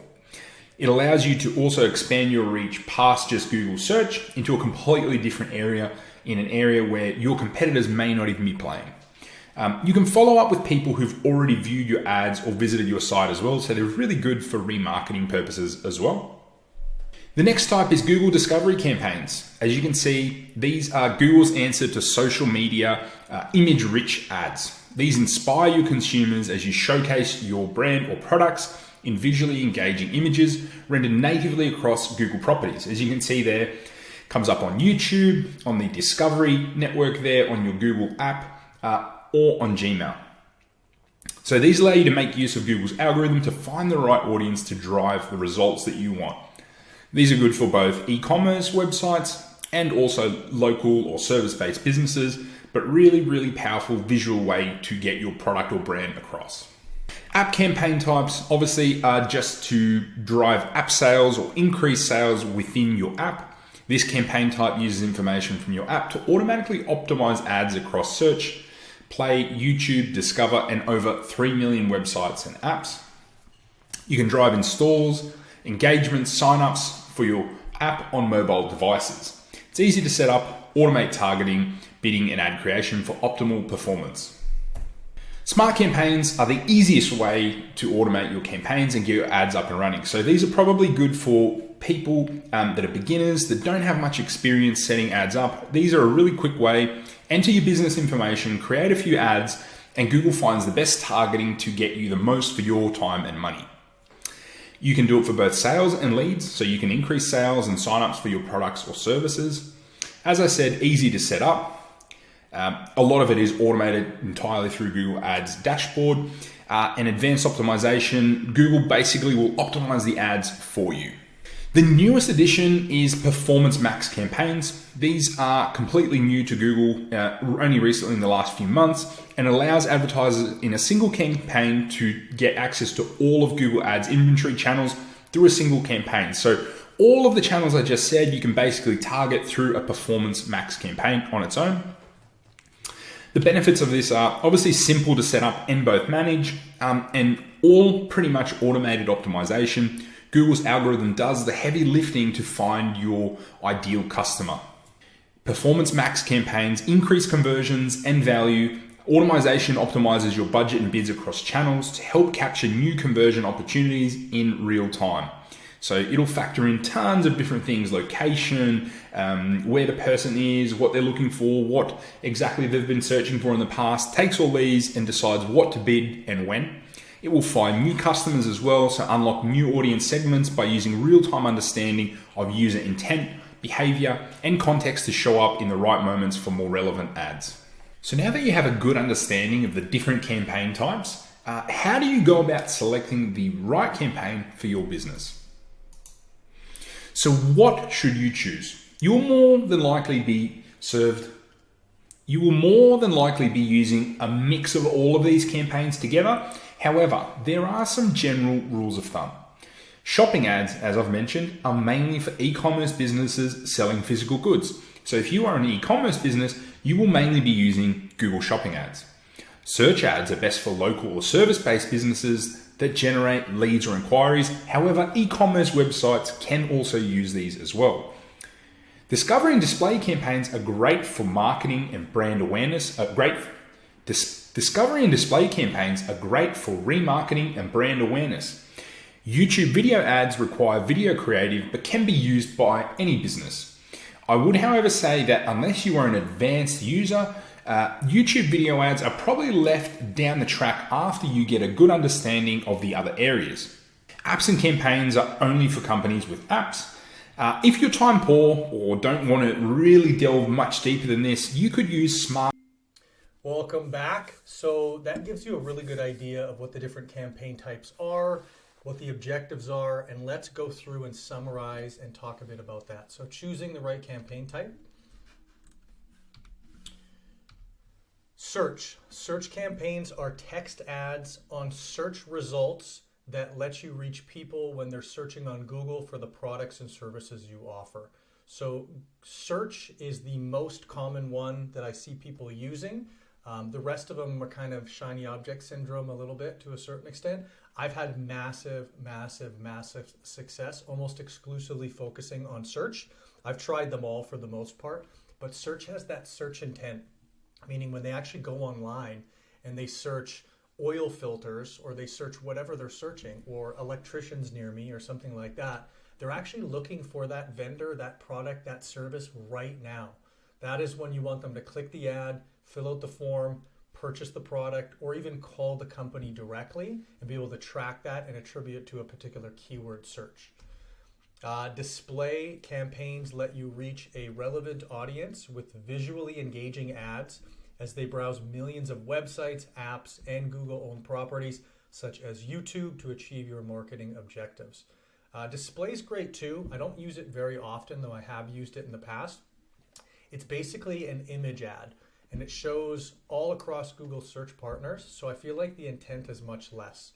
You're going to see an average click-through rate, so the percentage of impressions that is shown to when somebody clicks it to be much, much, much, much lower than Google search. Just because with Google search, they're actually searching keyword phrases and they're looking for something specific, so you can give them exactly what they want with what your ad copy says and what your landing page and your offer says. Google Shopping can be very powerful. Obviously, if you're selling e-commerce products or selling products online, shopping campaigns help you promote your products by giving users detailed information about what you're selling before they even click the ad. So it has an image of what the product is, it has description typically, it has a price. So when somebody clicks through to that and you pay for that click, that is a very, very good lead because they're on the page where they're going to purchase it. So you can attribute how much ad spend equals how much revenue and whether it's a profitable endeavor for you. Smart campaigns have AI or artificial intelligence powered features to help you manage your ads with minimal effort.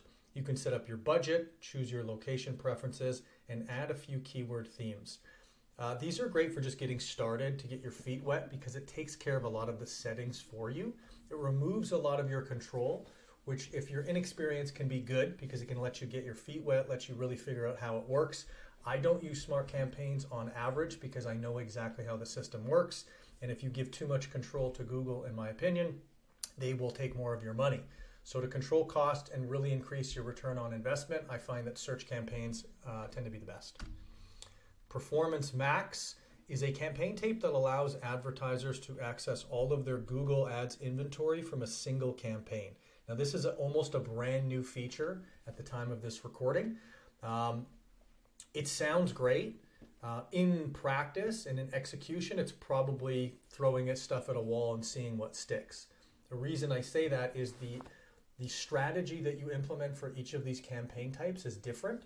So to let Google or let AI do it for you, you could get some good results. But personally, I feel like if you just double or triple down on search and really learn it, or shopping, if that's what makes sense for you, or apps if you're a company, just find that one campaign type. Instead of trying to spread yourself too thin and figure everything out at the same time, just try to figure it out one thing, get really good at it, and then just do more of it.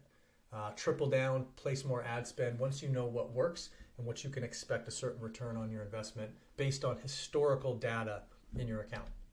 So go to coreyprince.ca/newsletter for important updates regarding the course and the summary.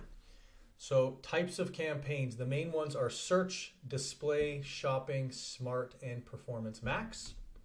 Campaign objectives, determine what your goal or objective is for your campaign. Is it leads, sales, phone calls? You really need to know what that is because if you don't know what the goal is, you're not going to be able to craft a campaign properly.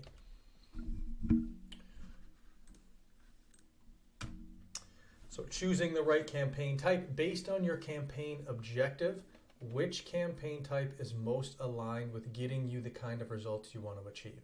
So really think long and hard about that. If it's phone calls, it's going to be a different kind of campaign or a different type of extension you're going to use. If it's leads, as in they sign up on a form on your site, or if it's sales because you're an e-commerce business, just be really crystal clear about that when you go into ad creation. So if you feel like you're getting some value here and you want to pay it forward, I would immensely appreciate it. Testimonial.coreyprince.ca. Leave a testimonial, win special prizes. I'm going to be giving away a full year access for free of G-Ads Hub Premium, likely once a month as time goes on. So go there, leave the testimonial, and you'll be entered to win each time you do it. I always like to end on a quote. I feel like if somebody said it better, why not just pair onto that? So this is by Albert Hubbard. He's an American writer and philosopher. Self-discipline is the ability to make yourself do what you should do when you should do it, whether you feel like it or not. And if that speaks to you, it certainly speaks to me. I've been doing ice baths, cold plunges for the last couple weeks, first thing in the morning, and there's not a single time I want to get in there, but I feel amazing after I do it. Same thing with the gym, or same thing with work. If I don't want to do that thing and I do that thing, I absolutely never regret it. I always feel better, and I always push that needle forward. So I encourage you to do the same as well. So that's it. All that's left is for you to really wrap your head around what's your objective, what's your goal, what campaign type do you think is going to achieve that? Communicate in the community, ask questions, make sure to introduce yourself if you haven't yet, and you'll get more help doing that. So I really appreciate you investing in yourself. Thank you for taking the time. Let's get to work. Welcome to the budgeting and bidding section of the course. This is a super important one because it informs how much money you're going to spend, how much per click, how much per campaign, which is going to really allow you to have a profitable return on your investment, which is what this is all about. So let's jump right into it. So budgeting and bidding, here's what we're going to cover. We're going to cover budgeting and bidding in Google Ads, of course, effective budgeting and bidding, budgeting strategies, bidding strategies, and we'll wrap up with some best practices at the end. So as always, go to coryprince.ca/newsletter for important updates regarding the course. Follow me on YouTube, Instagram, and TikTok for exclusive content at Cory Prince Google Ads. And please, please, please share the course. If you have any other business owners, any other friends who are content creators who want more activity on their platform, or they want more activity on their website, we can start a revolution here. We can really help change people's lives. So warning, this is the most important video in the course at the current time. Watch the entire video, don't skip and don't fast forward, otherwise you'll miss stuff. Pro tip, as always, watch the video in double speed if you'd like to save some time.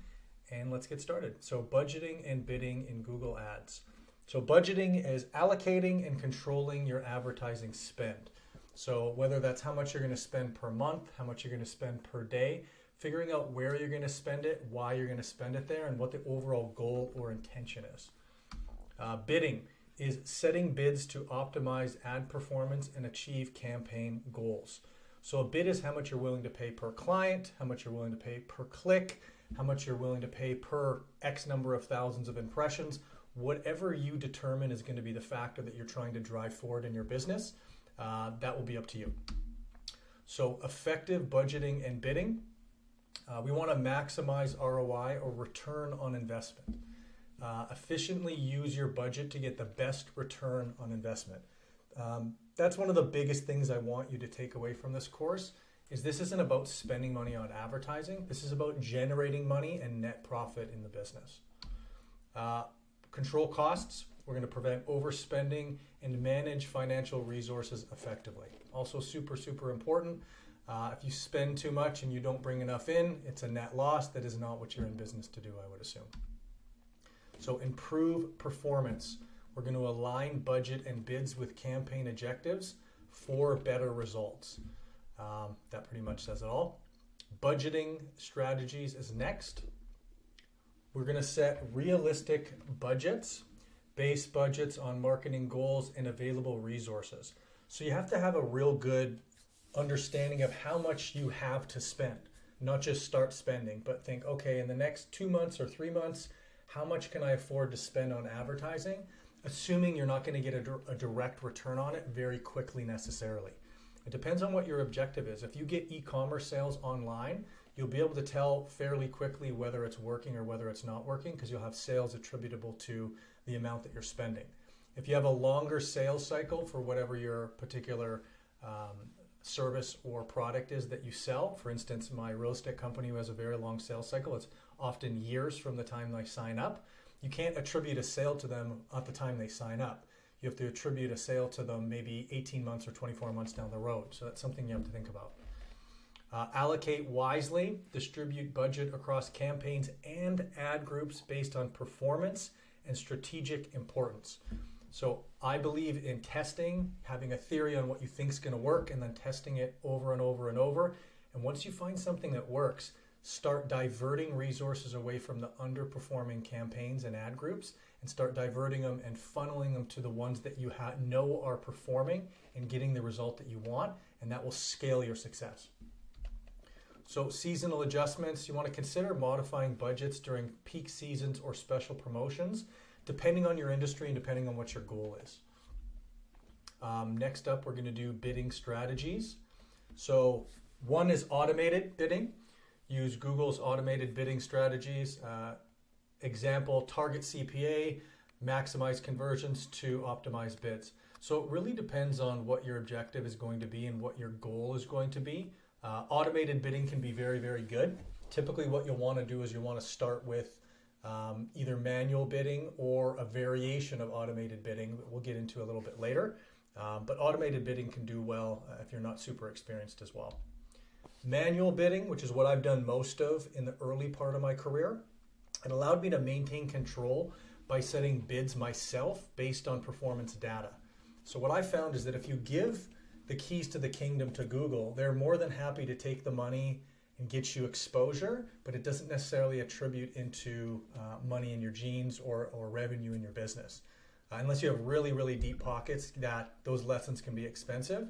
So we'll do a combination of manual and automated as we continue through the course. And it'll give you a real good idea of how to be most successful and just how to have an effective campaign. So adjust based on data, not based on how we feel it should perform or how we think it should perform, but on how it actually performs in a big enough sample size that we have statistical significance. So continuously review and adjust bids to improve campaign efficiency and effectiveness.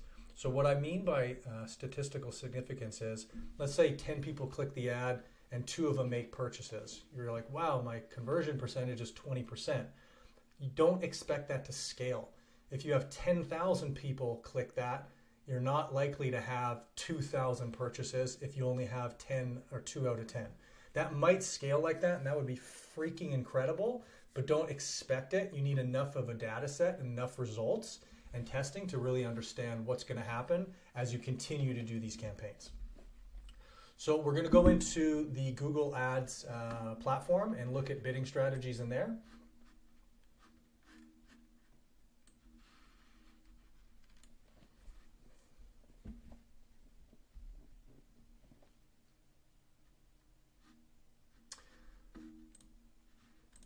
So we're going to go to yesterday.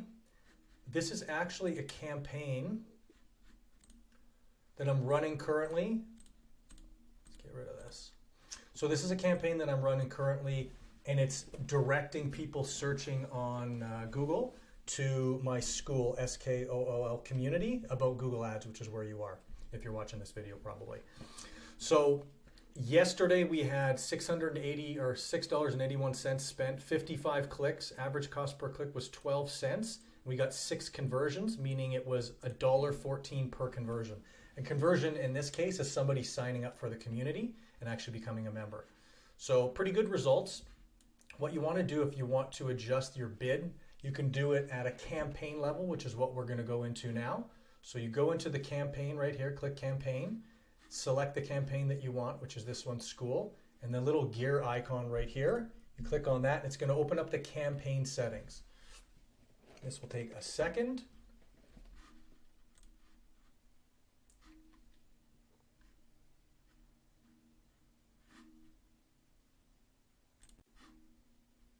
There we go. So we're going to scroll down into the campaign settings, and we're going to look at bidding. So this one right here. So the campaign bidding strategy I'm using here is called maximize clicks. It's not maximizing for conversions, it's maximizing for the maximum amount of clicks on the ad to go to the landing page. So the reason I'm doing that is I'm getting data on this particular campaign, and I haven't done it before. So I don't have tons of conversions for Google to use to inform the kinds of people that are likely to sign up and actually convert. So I want as many people to click it as possible to give me some data, to give me some idea of what kind of people are the ones to target. So the different bidding strategies that are available is clicks is the one I'm using right now. When you do that, you can actually set a maximum cost per click bid limit, meaning let's say I'm willing to pay $5 or $2 or $1, whatever the amount is per click. You can do that, but keep in mind, if you do that, you can affect your rank in the auction, because the amount that you're willing to spend per click is a huge determining factor of your quality score, which will rank you in the auction in real time. So for my purposes, I'm not going to put it there. If you do want to put it there, feel free. If you're not getting traffic and impressions on the ad, then you might want to remove that or increase it. But if you put it at the limit that you're comfortable with and you're still getting impressions, then you're okay. So I'm not going to have that. I'm going to go to conversions. So here, if we set it for bidding for conversions, you can do a cost per action, which is like a cost per acquisition or a cost per lead. So $6 would be the one that they're recommending there. You can go lower, you can go higher, whatever it is. What I tend to do if I'm going to do a target CPA here is I'm going to ensure to have an amount that is more than the target CPA that I'm already getting. So you noticed yesterday I got $1.14 per lead. I wouldn't put 50 cents in here because it might stop serving my ads. $6 is basically what they're recommending for everything to continue as is, which is what I would probably do. I'd probably do 6 or 5 or 2 or something like that. It's much easier to start high and then continue to get the results and then scale it down $1 or 2 or 3 at a time, as opposed to them stop showing your ads and you're not performing well in the auction and having to build it back up. That tends to be more expensive in my experience. So next up is conversion value. So conversion value is setting a target return on ad spend, or ROAS. So let's say I spent $100 on this campaign and I want to have 100% return. So I would be $100, which would turn into another $100. That would be a target on return on an ad spend of 100%. So this is one you can play around with. You need conversion data to be able to select either conversions or conversion value here. So you'll want to, if you're new in ads, Google Ads, you're going to have to get conversion data, probably using maximize clicks to begin with. And then as you get conversions and everything set up properly, you can determine if you want to change your bidding to something like this. Clicks is the one that I'm on right now. Impression share is another one.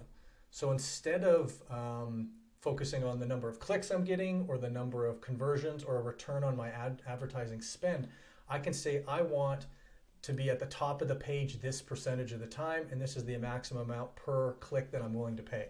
I personally don't use this one because I don't care what my impression share is. I care what my cost per conversion or my cost per acquisition or client. That's probably the most important thing to me.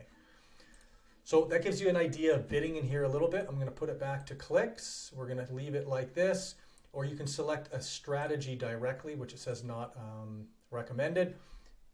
I wouldn't do anything until you get a real good feel for Google that Google doesn't necessarily recommend, at least for the short term. Go with simplicity and get some data and get some results. Thinking about the way you think it's going to perform compared to the way it performs can often be very different. So you need to test it out and see what's working and see what's not working. Here we are on best practices. I'll give you a little bit of a run through there on bidding. That'll get your feet wet, get you to understand how bidding works on an individual campaign.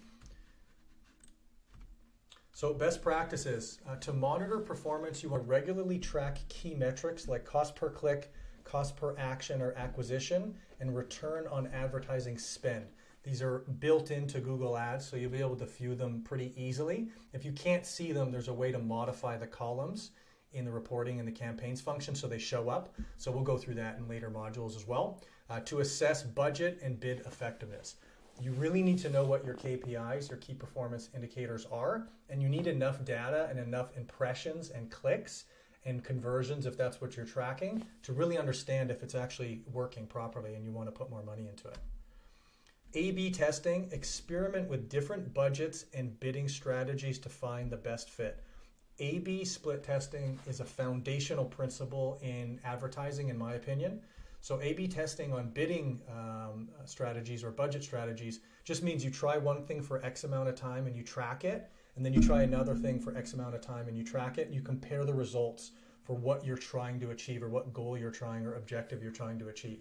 So, and then when you find one that works, you start doing that, and then you test it against something else, thinking that maybe it will do better. I do that with ad copy on ads. One ad will say this, one ad will say this, and I run them 50-50 each time. So each next person sees an alternating ad. And then the one that converts or achieves the objective that I want is the one that I continue to use. I do it for landing pages on the website too. Every second person sees a slightly different page, whether it's the button color or the call to action on the button or the wording on the very top of the page. And then I'm continually seeing which one is optimized and performing better. And then when the one that performs better has enough traction or traffic on it, and I believe statistically that that's the better performing one, I'll delete the one that is not performing, and I'll replicate and duplicate the one that is performing, and then change one variable. Not a bunch of variables, but one variable. Once we isolate that one variable, then we know that's the thing that's causing the performance or underperformance. So A/B split testing is massive. Stay flexible. Be prepared to adjust budgets and bids in response to performance data and market conditions. Don't be loyal to any particular strategy just because you think it's more effective. Go based on the data of what is actually more effective. Look into what is actually happening over a large enough sample size, and then double, triple, and quadruple down on the things that are bringing you the result that you want. So as always, coreyprince.ca/newsletter. Please make sure to follow and put your email in there for important updates regarding this course. And the summary is the importance of budgeting and bidding is absolutely essential for maximizing return on investment, controlling costs, and improving campaign performance. You need to be really focused on knowing how much money you have to spend and how you're spending it. You're probably going to be in Google Ads a lot more frequently in the beginning than once you get a feel for it. In the beginning, I was in there all the time, continually looking at stuff, sometimes changing things, getting enough data, and then making a decision based on performance. As I went on in my career using it for my real estate business, there was a time I wasn't even in there every month because it was just working. But it took many, many years to get to that point. Strategic budgeting. Set realistic budgets based on goals and resources. Allocate wisely across campaigns and consider adjusting seasonally.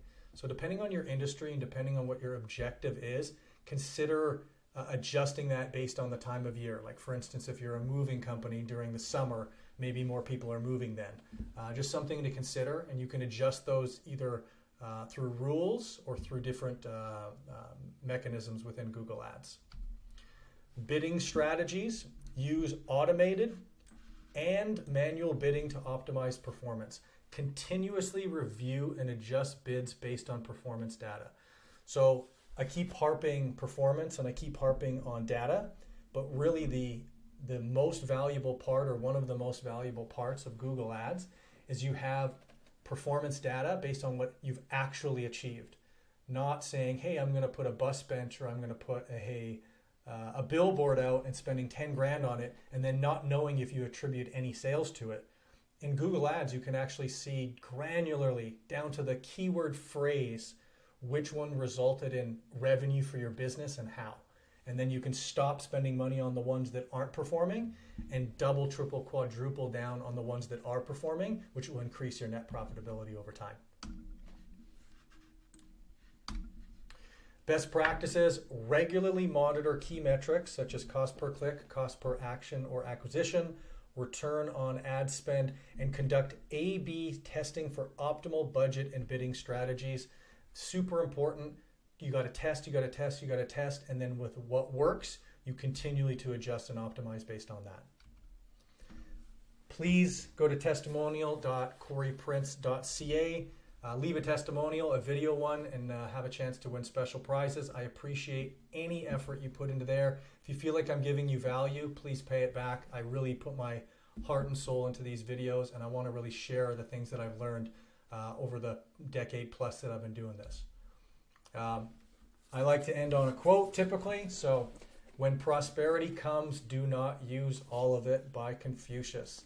So if you're just getting started in Google Ads, or if you've been doing it for a period of time and you're not getting the results that you want, don't think that that can't change.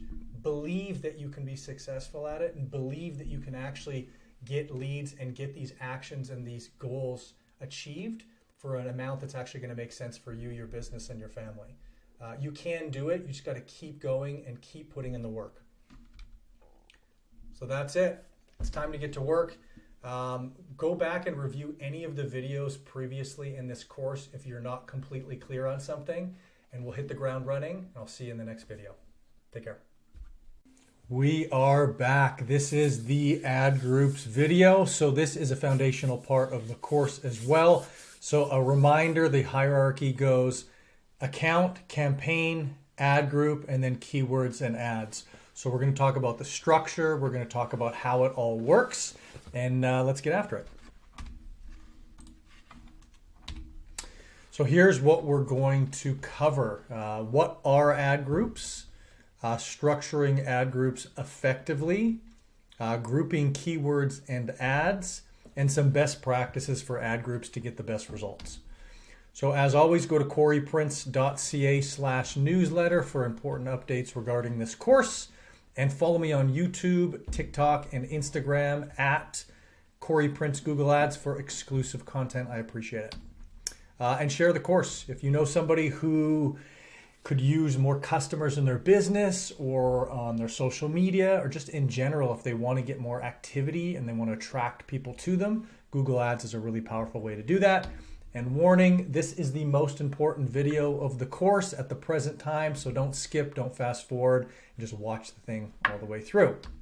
So pro tip, watch the video in double speed if you'd like to hear me sound like a chipmunk. And I'm drinking Red Bull, so I might go to double speed here too. So what are ad groups? Ad groups they contain one or more ads that share similar targets. Each of your campaigns is made up of one or more groups, one or more ad groups. You can use ad groups to organize your ads by a common theme. For example, try separating ad groups into different product or service types you offer. This is a basic structure of an ad group. So account level is your account with your unique password, email, billing information. Campaign, budget and settings. Each campaign has its own individual budget and settings. And then right directly underneath campaign is ad group. So ad group, ad group, ad group, ad group, and each ad group has ads and the keywords in it. So the keywords that will trigger the ads to show, and the ads that will show when those keyword search phrases are searched. So structuring ad groups effectively. We want to group keywords and ads by theme. We're going to organize ad groups around specific themes or product categories to maintain focus and relevancy. This is a major mistake a lot of people make in Google Ads, is they try to do just very few or one ad group and then just have all the keywords underneath it. You're going to get traffic doing that, but you're going to get traffic searching for irrelevant search terms to the ads that you're going to serve.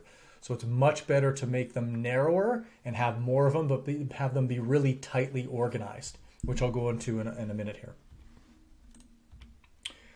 So create focused ad groups. Limit the number of keywords in each ad group to ensure ads are highly relevant to the search queries.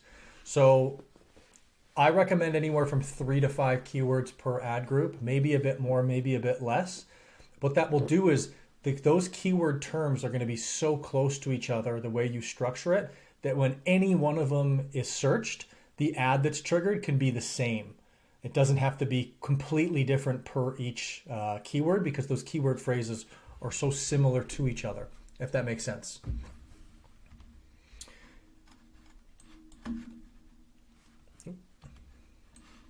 So tailor ads to keywords. Write ad copy that directly relates to the keywords in the ad group, enhancing ad relevance and quality scores. So this just ties on to what I just said. Basically, you want the ad groups to be so tightly grouped together as far as the keywords within them that any of those keyword phrases or searches in that particular ad group, triggering an ad. Any of the ads you have running can show, and it's going to make sense to the user. And you're going to get a high expected click-through rate, which is a real key determining factor in your quality score, which is how you rank in the auction. You want a high quality score. It means you pay less money for the same placement as another advertising, meaning you pay less per customer, less per click. You can utilize negative keywords, implement negative keywords to prevent irrelevant traffic and ensure ads are shown to the right audience. I'm going to do an entire video on negative keywords further down in the course. In the very beginning, you probably won't have too many, if any, negative keywords in your campaign unless you add them. What I typically recommend is as you go through the course, as you go through your campaign and you get data and you get impressions, you're going to see, okay, what are people searching that's triggering my ad? And when you go look at that data, occasionally you'll see one where you're like, well, that's not relevant. I don't want somebody searching that triggering my ad because they're not going to be a customer for me. You can add that as a key, as a negative keyword. So I'll go into that later, of course. And the benefits of well-structured ad groups, they're going to improve your click-through rate. They're going to enhance your quality scores. They're going to lower your cost per click and just boost overall campaign performance. This is really, really important. This is going to get you a much better result, which is what you're looking after, I would assume. So here's just a breakdown of a electronics store who's running some ads, let's say. So account level on the very top, campaign. We're going to do two different campaigns. The theme is going to be televisions for one and cameras for the other. To break down subgroups of that, which is what an ad group is from a campaign, would be flat screen TVs and plasma TVs, or for cameras would be digital cameras or compact cameras. So I hope that gives you an idea of what I mean by breaking down the hierarchy and the levels. If you made a campaign called televisions and then an ad group called televisions, you'd get traffic depending on what keywords you chose, but they might be looking for a specific kind of television. So your click-through rate when they see the impression of the ad that doesn't mention that specific television will be lower, which will in turn lower your quality score and just cost you more money for clicks that aren't relevant to your business or what you actually sell. So grouping keywords and ads. Move this over here. So enhanced relevance. When you group keywords and ads, this ensures that each ad group contains closely related keywords, improving the relevance of your ads. This leads to higher click-through rates and better ad performance. I harp on this and I continually push this point over and over. Ad relevance and keyword grouping is extremely important because it delivers a better user experience for somebody searching on Google. That is what Google's value is. A lot of people think that Google just sells ads and that's how they make their money. It doesn't really matter what the ad says, and that's not true. The reason people use Google is if you go on Google and you search something, the likelihood that what you're looking for in that first search in the first page or the first couple positions on the first page is so extremely high that you've bought into it as a brand that just gives you what you want. So if they started delivering ads that weren't that, they would lose their value. So they're willing to sell advertising space, but only for relevant searches. So keep that in mind. So improved quality score can come from grouping keywords. So Google Ads uses quality score to determine the position and cost of your ads. Grouping keywords properly can enhance quality score by aligning ad copy with keyword intent, thereby lowering costs and increasing visibility. So intent comes up in my talks a lot. And the reason that it does is because Google search specifically is like an intent machine. If you look at historical and worldwide searches by people, you basically can find out what their intent is based on what they search, what they're looking for, what they're thinking, what they're worried about. It's all about search intent. And that's what makes Google Ads such a powerful platform compared to a Facebook or some of these other ad platforms, where you can actually go at the exact time that they're searching, we know what their intent is, and then we can deliver something that we're selling or that we're offering that is exactly aligned with what they're looking for. And then the path of least resistance is them purchasing your product or booking an appointment or whatever that might be for you, right?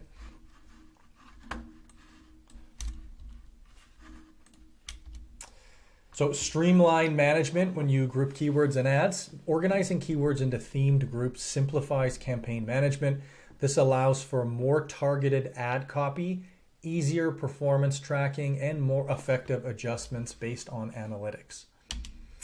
And budget optimization. By grouping keywords with similar performance metrics, you can allocate your budget more effectively.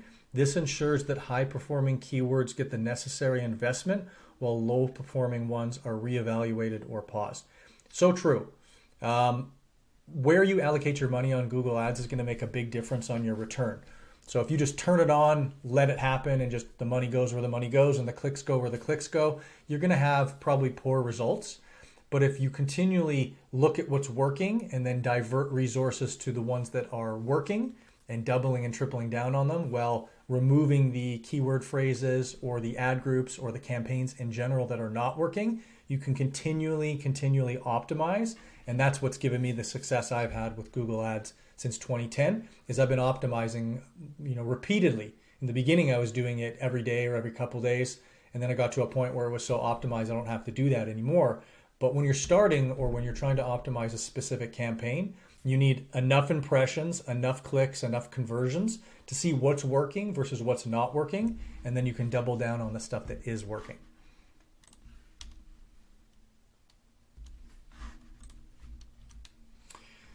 Enhanced user experience, delivering more relevant ads to users based on their search queries improves user satisfaction. This can lead to higher engagement rates and potentially higher conversion rates as users find exactly what they're looking for. So people on Google searching and finding exactly what they're looking for is absolutely the reason that I believe in Google. And it's absolutely the reason why everybody else uses Google. 4+ people out of 5 who are searching on the internet use Google as well, as they just deliver what we want. It's that simple. And if you can think about that from the perspective of the user, of yourself being a Google user, when you're delivering ads to these people, you'll do much, much better. Because what would you want to see? If you put in X term, what would you want to see for an ad? What would be really compelling? What would really captivate you to click that ad, book the call, purchase the product, or whatever it happens to be? So here's an example of a campaign for cakes that is hypothetical, but this is just an account structure, so it can show you what ad groups and what keywords would apply. So the ad group, the first one we're going to call birthday cakes. That's a subset of cakes. And the keywords could be birthday cakes for kids, custom birthday cake, chocolate birthday cake, and birthday cake ideas. So that gives you an idea of what subset of what ad group, so what keywords of what ad group would make sense to trigger ads that are about birthday cakes, trying to either sell birthday cakes directly or get somebody to call or get somebody to visit your birthday cake store. Let's say the next ad group is wedding cakes. Keywords would be wedding cake, custom wedding cake designs, tiered wedding cakes, and then wedding cake bakeries could be another one as well. Now, these aren't exhaustive. There's obviously thousands of different keywords that you could put in there, but this just gives you an idea of the structure that makes the most sense and is tightly grouped enough that when somebody searches custom wedding cake and your ad says custom wedding cake and it's in an area that's near them or has a 25% off or has a picture of the kind of cake that they're actually looking for, the likelihood they're going to click that ad's very, very high. Next one, let's say specialty cakes. Keyword gluten-free cake, vegan cake, sugar-free cake, specialty cake designs, custom specialty cake. It's making me hungry saying the word cake over and over, so I'm gonna have to get some cake later today.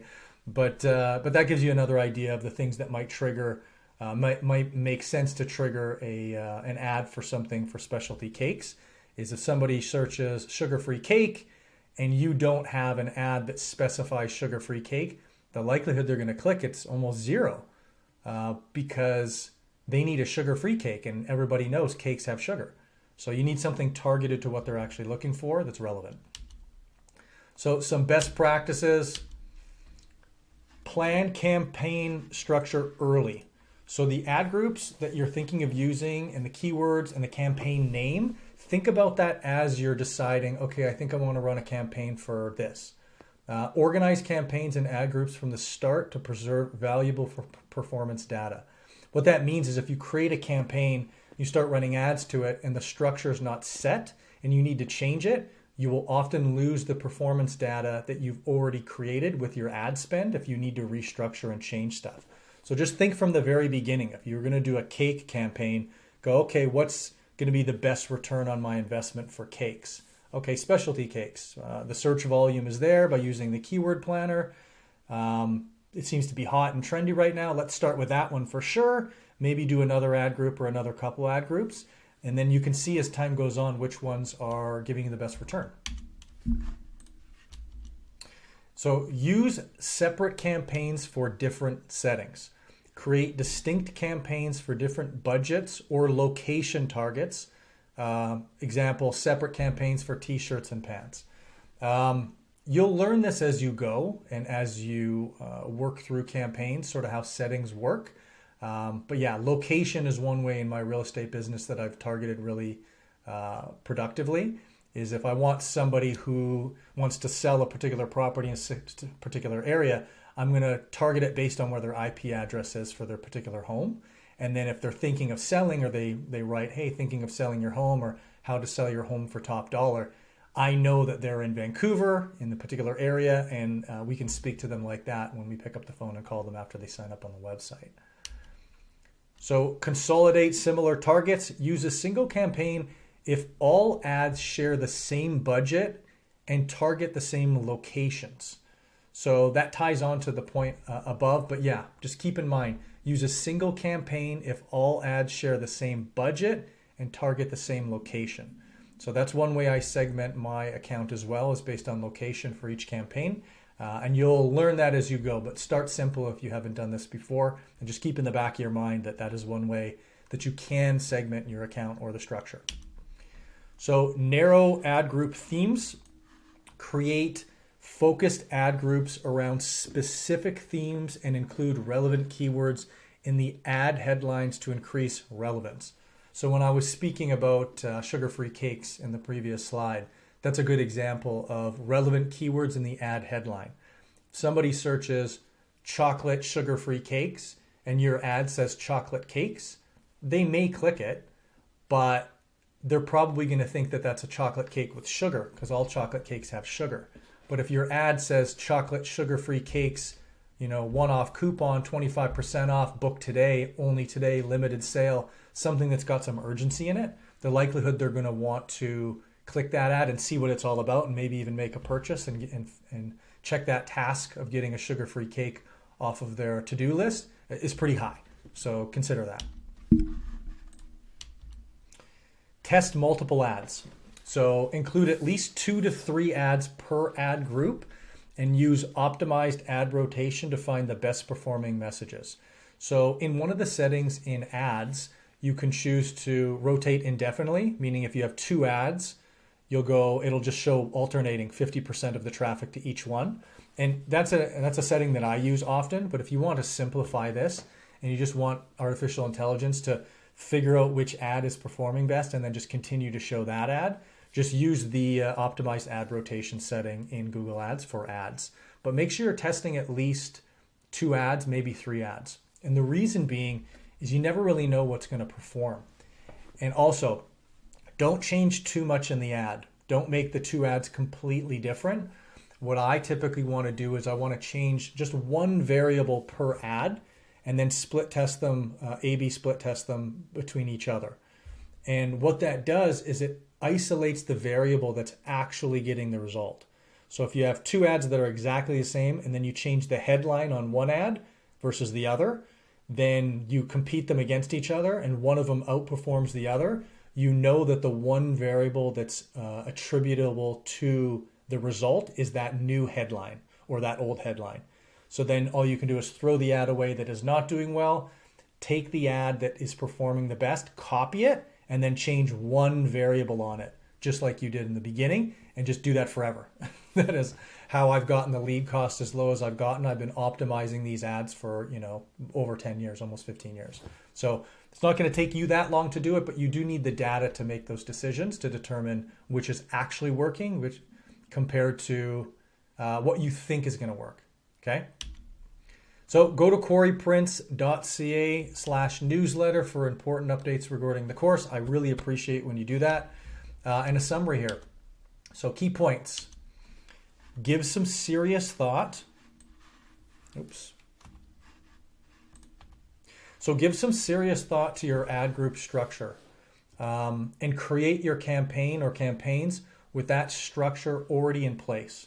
The reason you want to do that, as I mentioned before, is if you need to edit the structure after, you may lose historical data, which is often used to serve your ads and improve your searches or improve your ad rotation and your results over time. So just think about the structure. Once you've done this a couple times, it will become pretty crystal clear the structure you're going to do. And then just create your ads knowing what that structure is right from the very beginning.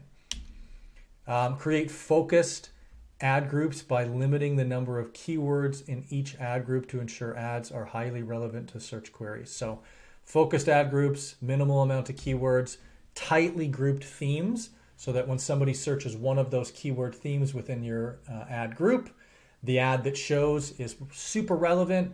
They look at it, they go, wow, this is what I want. They click the button and you have a high click-through rate, which is really, really advantageous for the auction. Delivering more relevant ads to users based on their search queries improves user satisfaction. This can lead to higher engagement rates and potentially higher conversion rates as users find exactly what they're looking for. I cannot stress enough that if you deliver what somebody wants, they will pay you for it and they will say thank you. And this is what you want. So as always, go to testimonial.coreyprince.ca. Leave a testimonial, win special prizes. I prefer and I really appreciate the people that do video testimonials because obviously those are very powerful and it really helps us out. So I appreciate it if you see some value.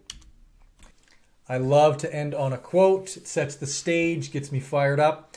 Opportunity is missed by most people because it is dressed in overalls and it looks like work, by Thomas Edison. And into let's get to work. So good work getting to the end of the video. Good work following through. Hopefully you're making progress and you're following along in Google Ads as well.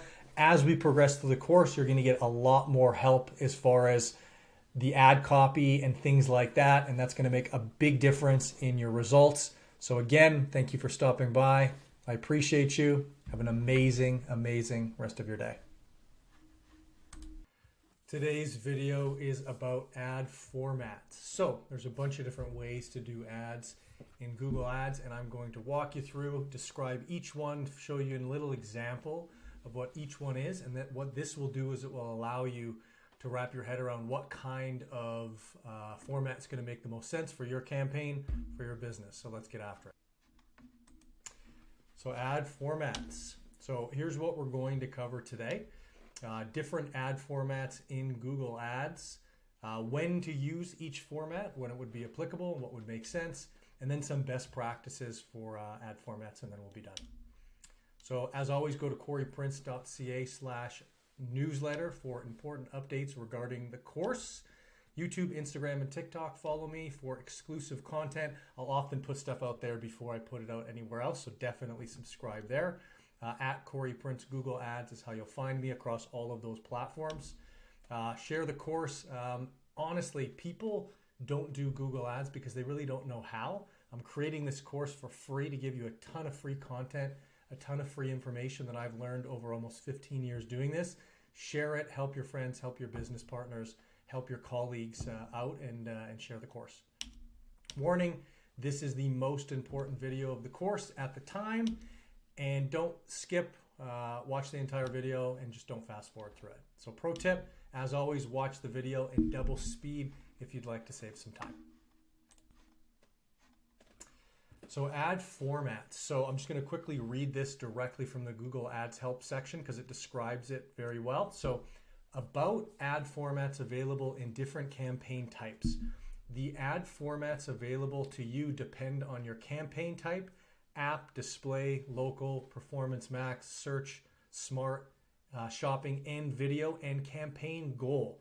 For example, drive conversions for video campaigns or app installs for app campaigns. Learn more about the different campaign types available. Want to click that link? We've gone through that in a previous video.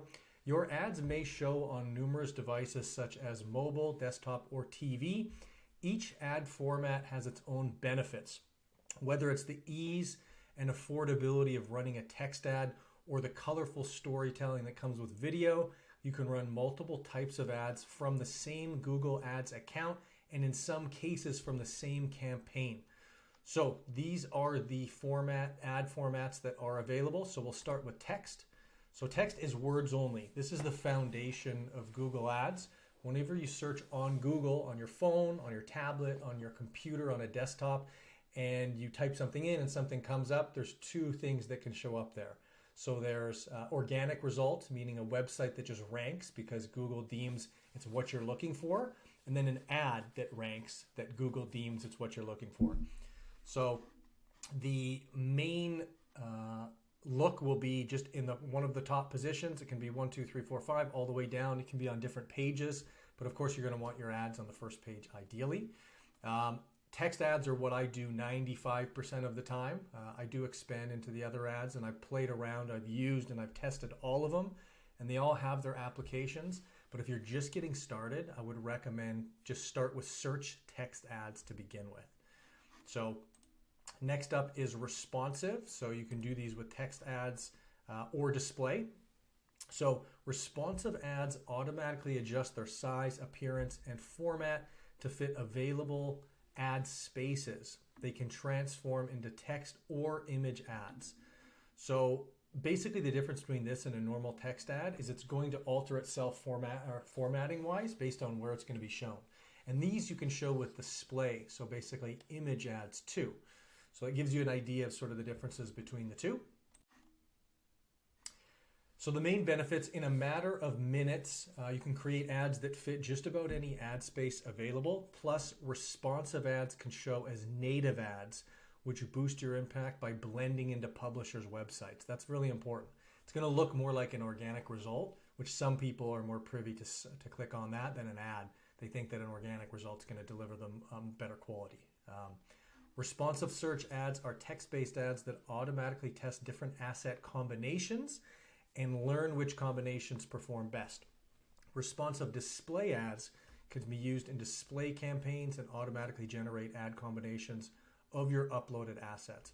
So what this is essentially a bunch of different combinations of lines, of site links, of things like that will pre-populate and go into this ad, and it will test automatically a bunch of these different combinations to try to deliver you a better result, whether that's a lower cost per click, a lower cost per lead, better return on your ad spend, just a bunch of factors depending on what your goal is.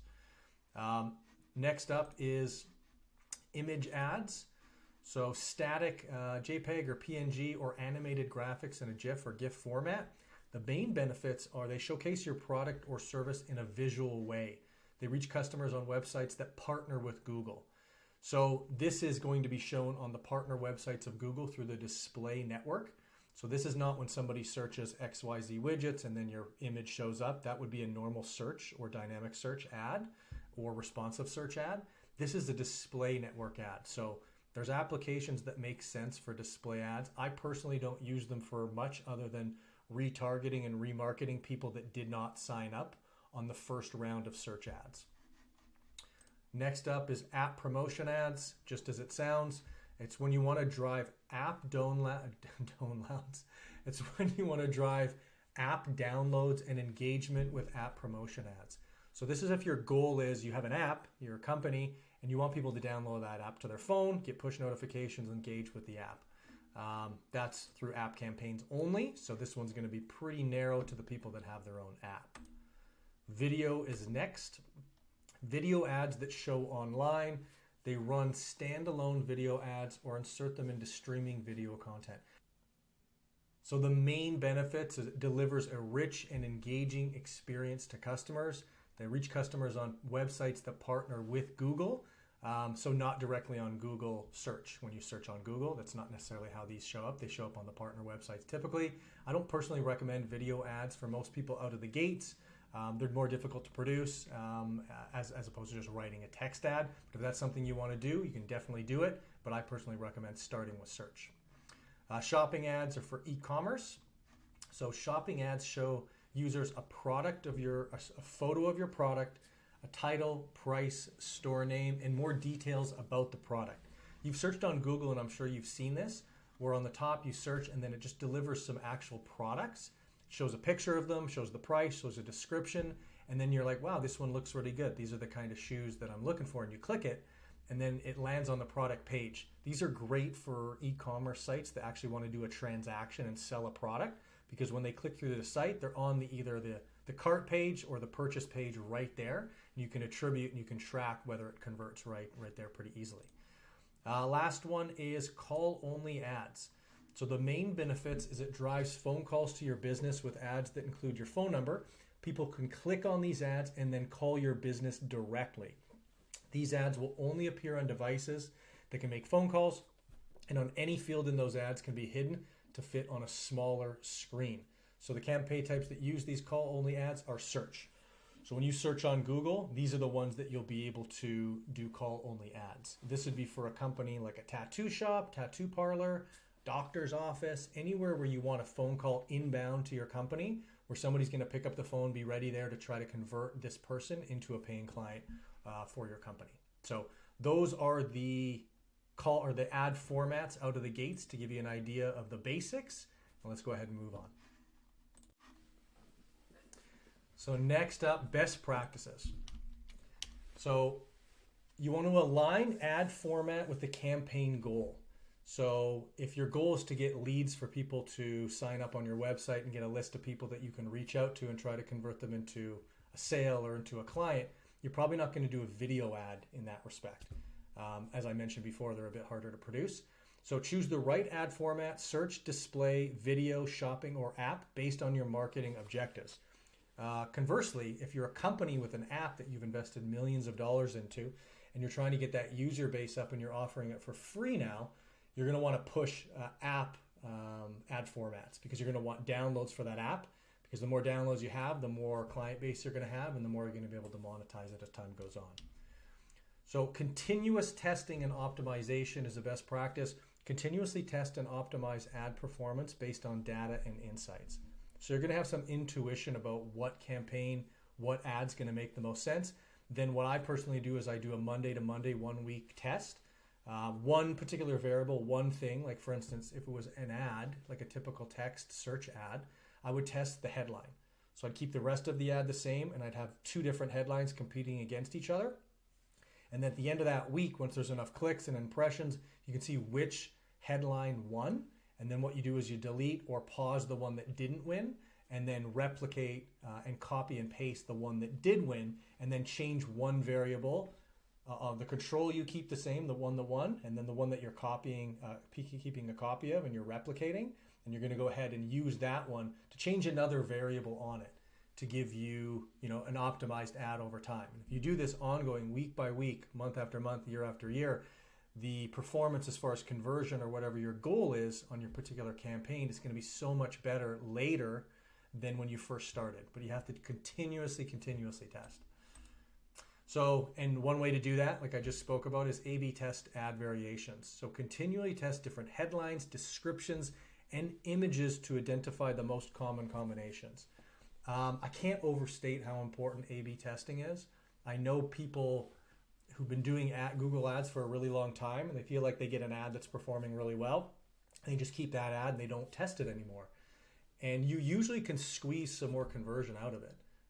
Some of my best ads I tested for almost 10 years before I got it to the point where I don't feel like I can get any more out of it.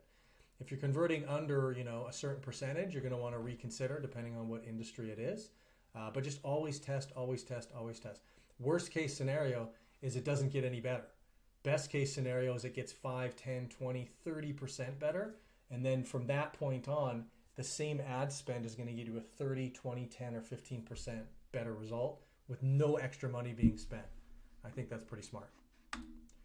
So as always, go to coreyprince.ca/newsletter for important updates regarding the course.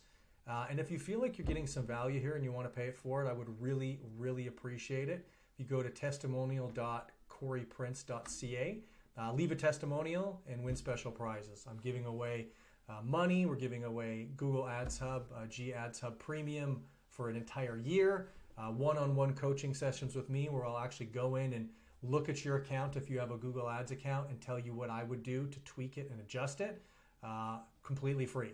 So go there, leave a testimonial, and you'll be entered for a chance to win that. So I like to end on a quote. So Nelson Mandela, may your choices reflect your hopes, not your fears.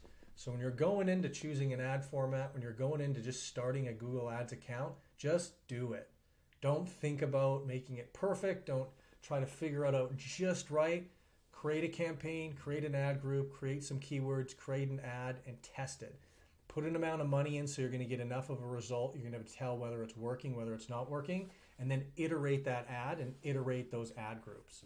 That is my recommendation. I hope you have a phenomenal rest of your day. Let's get to work. I hope to see all of you in the next video. Take care. In this video, we will be covering quality score. Very, very, very important topic. This is one of the major ways I've been able to have such a good return on investment and a good return on ad spend is by really, really focusing on getting relevant keywords that then have a matching landing page, which is one of the factors, a couple of the factors of quality score. So let's go ahead and jump right into it. Here's what we're going to cover. We're going to cover what is quality score, factors affecting quality score in Google Ads, improving your quality score, impact on ad performance, and then I'm going to walk through a live ad that's operating right now, keyword and landing page example. In fact, many of you who are watching this video, you would have actually seen this ad or a variation of this ad and then landed on this landing page, and that's why you came into the community. So let's get off to it. So as always, go to coreyprince.ca/newsletter for important updates regarding this course. Please follow me on YouTube, Instagram, TikTok for exclusive content. YouTube specifically, that publishes first. Corey Prince Google Ads is the handle across all social media, so just search that. And share the course. If you have any business owners or any creators or anybody like that that you really think could help from getting, or you really think would benefit from getting more clientele, more customers, more people into their ecospace or their ecosystem, definitely share it and we can help them out. So warning, this is the most important video in the entire course at the current time. So please don't skip, just don't fast forward, watch the entire video. It's structured in a specific way so that you learn as you go through. And if you skip, you're going to probably miss some foundational steps to really wrap your head around. As a pro tip, as always, feel free to watch the video in double speed if you'd like to save some time. So what is quality score? So quality score is a diagnostic tool meant to give you a sense of how well your ad quality compares to other advertisers. This score is measured on a scale from 1 to 10 and is available at the keyword level. A higher quality score means that your ad and landing page are more relevant and useful to someone searching for your keyword compared to other advertisers. So it's basically a way for Google to tell you, hey, how are you doing compared to your competition? If you have a low quality score, they're doing better as far as delivering what the searchers on Google want. If you have a higher one, you're doing better. The reason it matters is it affects your cost per click and your rank in the auction.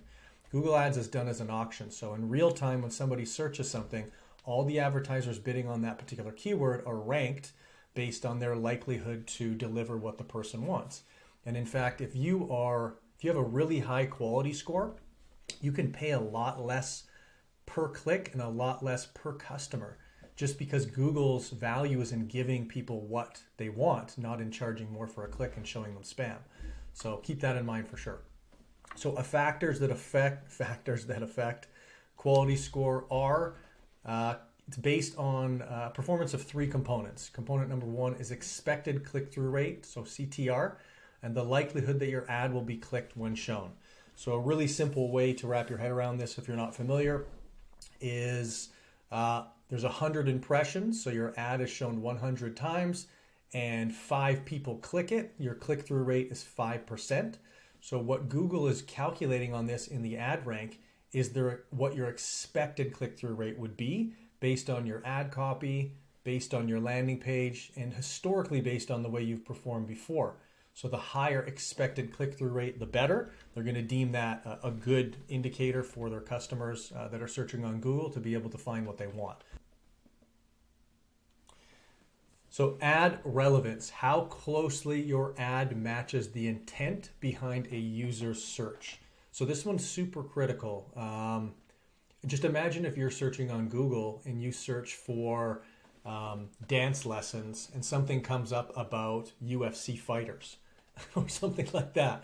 That's not aligned with what you're looking for, so the likelihood you're going to click it isn't 0, but it's very close to 0. So it's not a good experience for the user. So Google is not going to want to reward people that don't match their keyword searches and their ad copy with what the landing page and what the ad actually says. Landing page experience is the third component. How relevant and useful your landing page is to people who click your ad.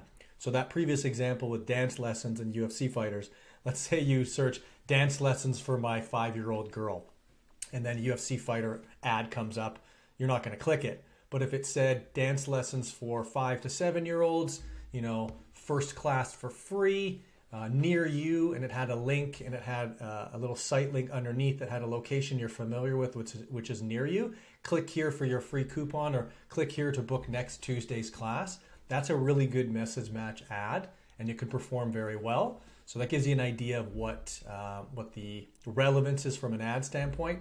From a landing page standpoint, dance lessons for 5 to 7-year-old, ad that speaks to that. When you click on one of the links on the ad, the landing page that shows up delivers what you clicked. So if you clicked that one site link that I mentioned, which is some variation of book next Tuesday's class for free, and then as the page pops up, it doesn't mention anything about next week's class Tuesday for free, that's a fail. But if it mentions exactly what you clicked on and exactly what your intent is, and it was really simple and really easy to do and frictionless, basically, just put your email in, click here, and you'll be booked, and then an auto email goes out and confirms that you're booked. That's a good experience, and it's frictionless, or it's got less friction than having irrelevant ads, if that makes sense. So let's move on. One factor here that isn't on the help sections and isn't something that Google necessarily talks about too much, but I've noticed a pretty significant historical performance factor. So historical account performance, a well-maintained account with consistent performance can positively impact quality score. And I've experienced this myself because I've been running ads on my account since 2010. So I know people that bid on similar keyword phrases in similar markets for businesses that I have. And I know they pay more per click and more per client because they don't have a track record in their account like I have of delivering a high click-through rate, good landing page experience, and good ad relevance. So Google will still show their ads, they just make them pay more for them. At a certain point, they wouldn't show their ads if the relevance was really poor. But their ads are good enough to compete in the auction. They're just not good enough to get first, second, or third placement against me, with me probably paying a 10th or a 5th of the price that they pay. So it's well worth putting your time into figuring out how to get that quality score as high as possible. It gives you a massive, massive exponential discount in the auction. So improving quality score. So optimize your ad copy. So ensure your ad text is clear, relevant, and compelling. Include keywords in your ad copy to improve ad relevance. So this comes down to message match again. And by message match, all I mean is the search intent of what they search in a keyword phrase and the ad that appears in front of them as an impression matches what they're looking for more likely than not. So you're only going to get 10 or 20% click-through rate sort of on average at the highest. You can definitely get higher than that, but most people are going to get significantly less. And the way that you get that expected click-through rate and then that actual historical click-through rate is by really matching what they're searching for. So the example that I spoke about with the dance lessons, If it was a really long tail keyword search, which means lots of words, let's say girls dance lessons, 5-year-old girls dance lessons near me was the keyword phrase that was searched. If your ad actually said, if not exactly that phrase or some variation of that is contextually makes sense for the way people speak, the likelihood somebody's going to see that on one of the first results and go, oh, and see what the description says, see what the site links say. If all of that speaks to what they're looking for and it matches what they want, the likelihood they're going to click it's very high. And that's really good for you, because on the other end of that click is either a phone call or a booked client or even a paying client if you're an e-commerce site. The next page, they could actually give you money in exchange for a good or service, which is a phenomenal way to scale a business. So next up is enhance your landing page experience. So if you improve page load times and ensure mobile friendliness of your landing page, you also provide high quality, relevant content that matches your ad and your keywords. So it's all about delivering what the user wants. The user wants a dance lesson for their 5-year-old girl. You need to deliver a dance lesson for their 5-year-old girl. And if that's not something your business delivers, your ads shouldn't be showing up. It's that simple. Refine keywords. Use keyword research tools to find relevant keywords and group similar keywords into tightly themed ad groups for better targeting. So when I spoke before about making sure that if you don't deliver what they're looking for, your ad shouldn't show up, the main way you'll structurally do that is by having tightly themed ad groups. So an ad group is just a group of keywords where an ad will show for. And a big mistake people make is that they put too many keywords in an ad group thinking, okay, all these keywords will trigger an ad, which is good.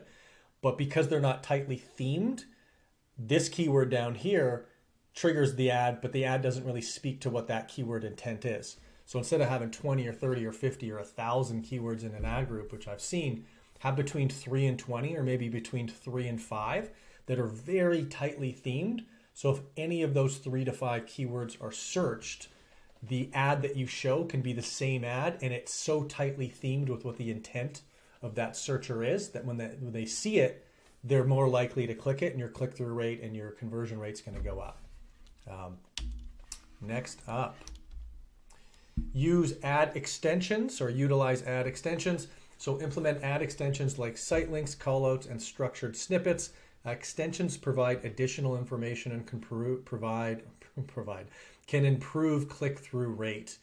So site links, callouts, and structured snippets are what you see underneath the ad description on an ad. So effectively what it does is headline, description, and then whatever these callouts or these assets are, site links, callouts, and structured snippets. All it does is it actually increases the size that's viewable of your ad. And on a page that has limited ad space, anything that makes your ad larger is good, because the likelihood that somebody's going to click it because there's reduced space for other advertisers is higher. What really matters is what the ad says and what those site links and what those callouts are. But it's good to take up more of a page and basically edge out your competitors. So definitely utilize that as time goes on. We'll cover that in great detail in further parts of the course. But just to give you an idea of things that can be really effective for increasing your likelihood somebody's going to click your ad. So monitor and adjust campaigns. You need to regularly review performance metrics and adjust bids, keywords, and ads. Utilize or use A/B testing to find the most effective ad variations. So I talk about A/B testing all the time. The reason I talk about A/B testing all the time is the only way you're going to know what performs is by testing it.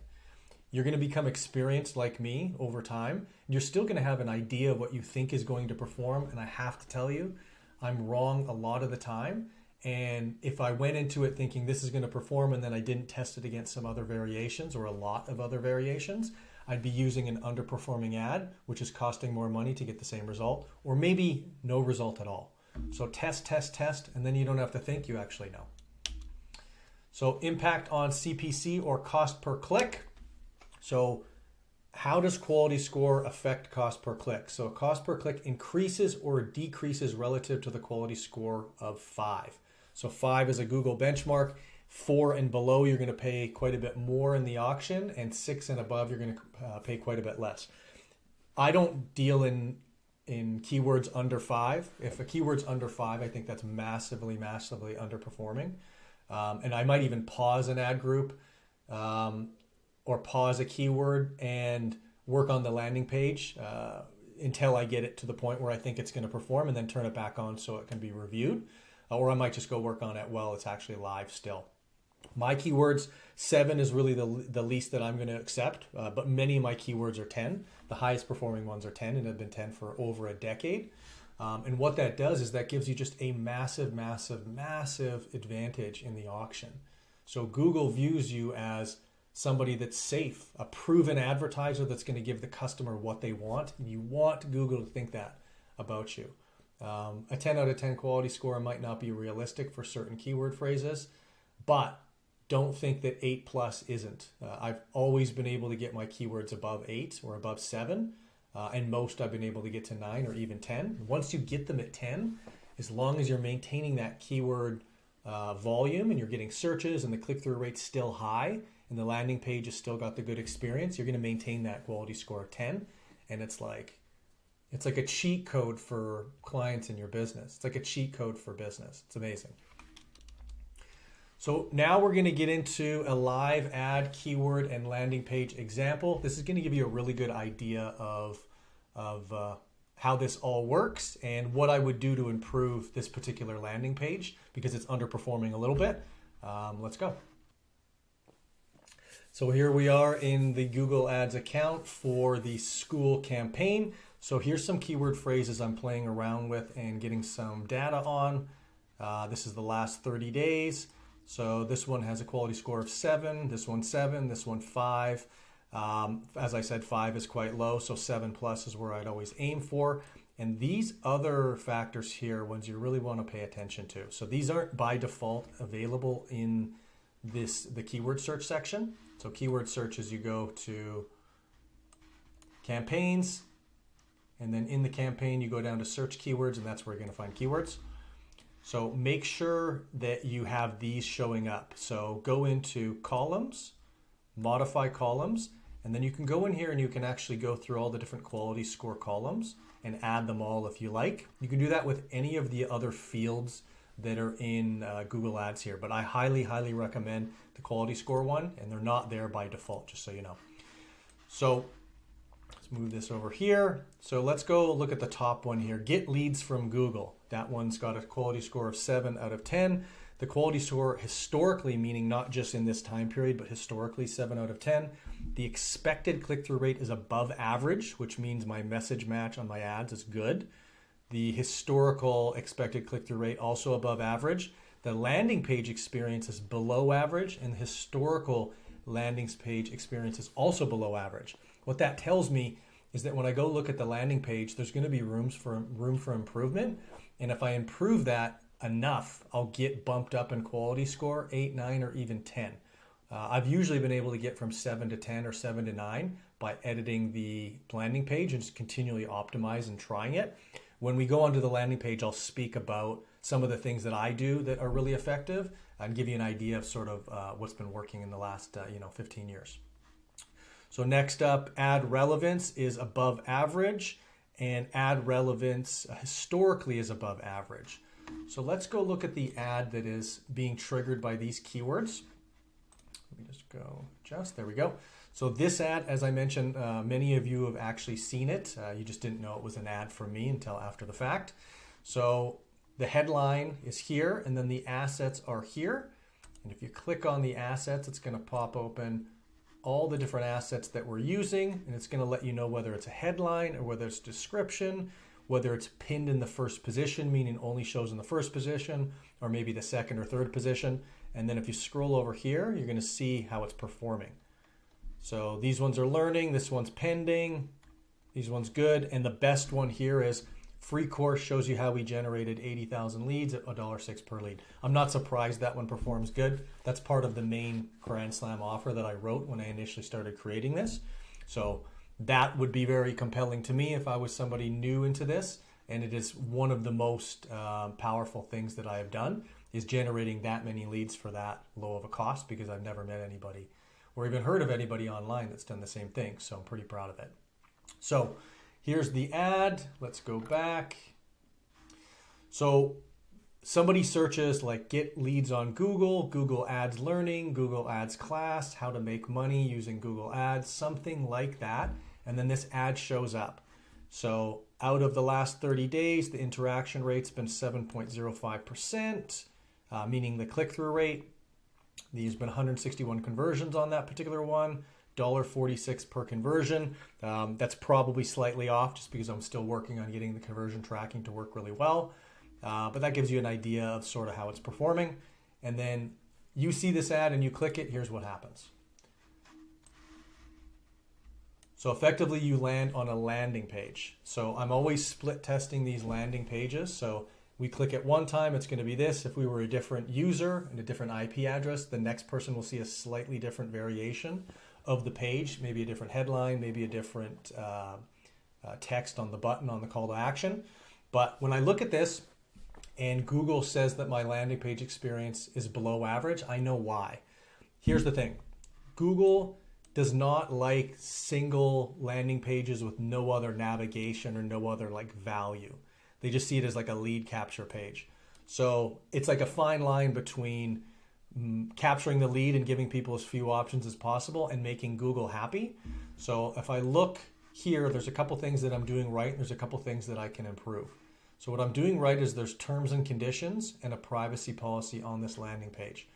When I learned that many, many years ago, putting that on a landing page really bumped up my quality score. I never stopped doing it. And I find a lot of people don't do it and don't know what an impact it has. So do that. Make sure there's a terms and conditions link and a privacy policy, because when the Google bots crawl your page, they want to know that it's a real page connected to a real website and it's not a scam, obviously.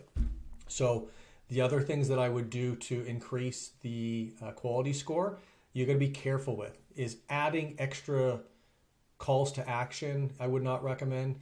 Adding extra navigation I might consider.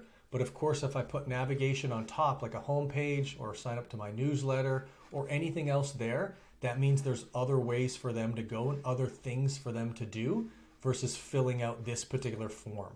I want them to fill out this form, and that is what's going to invite them to the community, but that's what the goal of this landing page and this ad campaign is. So just as a quick recap, terms and conditions and privacy policy is super important. Consider other navigational terms or navigational headlines or tabs if your landing page is not performing as much as you want it to as far as quality score. But honestly, if it's 7 or 8, you're doing pretty good. If it's more than that, you're probably just fine. And really take into account what your cost per click and your cost per acquisition or cost per action or lead is. Because if you're getting leads at a price that's still viable and making you money, you might not want to add navigation here, because that might really decrease your conversion rate on the page. Right now, the conversion rate on this page is over 30%, meaning about 1 in 3 people that view it fill out the form. And that's extremely high. You're going to find the average conversion rate on a normal website is probably 2% or 1 or less. So the reason for that is there's not a lot of options when they go to the page other than signing up. There's also a countdown timer, which is creating urgency for them to get this offer before it expires, because it will. And the message match, the person who's viewing this page is not just a random person on the internet. The person who views this page search terms that align with what this page is delivering. So that's really, really powerful stuff. As always, coreyprince.ca/newsletter for important updates regarding the course. And in summary, so the components of a quality score are expected click-through rate, ad relevance, and landing page experience. Those 3 factors are what determine what your quality score are going to be. And your quality score as an example, as a reminder, is how you're competing with other advertisers for those keyword phrases that you're searching or that you're using to trigger your ads. Quality score is at the keyword level. So you can view a keyword's quality score by going to the keyword section of the campaign, like I showed you in the video earlier. And make sure that you modify your columns so that you have quality score and all those different quality score metrics there. They're not there by default. Some people don't pay attention to them. I've been paying attention to them since the very beginning in 2010, and I think that's one of the reasons I've been able to get my cost per lead and my cost per acquisition down as low as I've been able to. And think critically. Continuously review any ad copy and landing page for keywords that have a quality score of 6 or less. Could the ad copy, the keyword groups, or the landing page be more closely aligned in some way that would deliver a higher click-through rate and a better experience for the searcher? If they could be, improve them. Continuously think about how you can improve the experience for the user. It's all about the user's experience. That's what's going to cause them to click, to purchase, to sign up, to download your app, to do whatever it is that you would like them to do that's going to benefit your business. So if you find value in what we provided so far, go to testimonial.coreyprince.ca, leave a testimonial, win special prizes. I'm going to be giving away a full year of G-Ads Hub Premium and other things too, one-on-one coaching sessions, one-on-one audits of your own ad campaigns with me. I'd be happy to do that for people as time goes on, but I want to give it to the people that are going to leave testimonials and really see value in what I'm doing. So I really appreciate anybody who goes on there and does that. So thank you so much. End on a quote, Alex Hermosi. Not sure if you know who he is. He's one of the co-founders or co-investors who co-owns Skool, S-K-O-O-L. Getting people to buy is not the objective of a business. Making money is. And lowering price is a one-way road to destruction for most. You can only go down to zero, but you can go infinitely high in the other direction. And it's true. It's a race to the bottom in a lot of industries. And if you get your offer correct and your ad copy and your targeting and your search and your keywords, you get everything dialed in really, really well, you're not going to be having people that are as price sensitive necessarily for what you're offering. They're going to be in pain about a particular service or product or something that they want. And if you have your offer crafted just right and your ad copy and everything crafted just right, they're not only going to want to give you money for this service or this product or whatever it happens to be, or app download, they're going to be super, super grateful and super happy. So yeah, I'll leave it at that. I hope all of you are doing fantastic, and let's get to work. I really appreciate you taking the time. Leave a testimonial if you feel like you're getting some value here and you want to pay it forward, and I'll see you in the next video. Take care. So navigating the dashboard. Here's what we're going to cover. We're going to cover dashboard layout, go over all the main features and sections of the dashboard in Google Ads.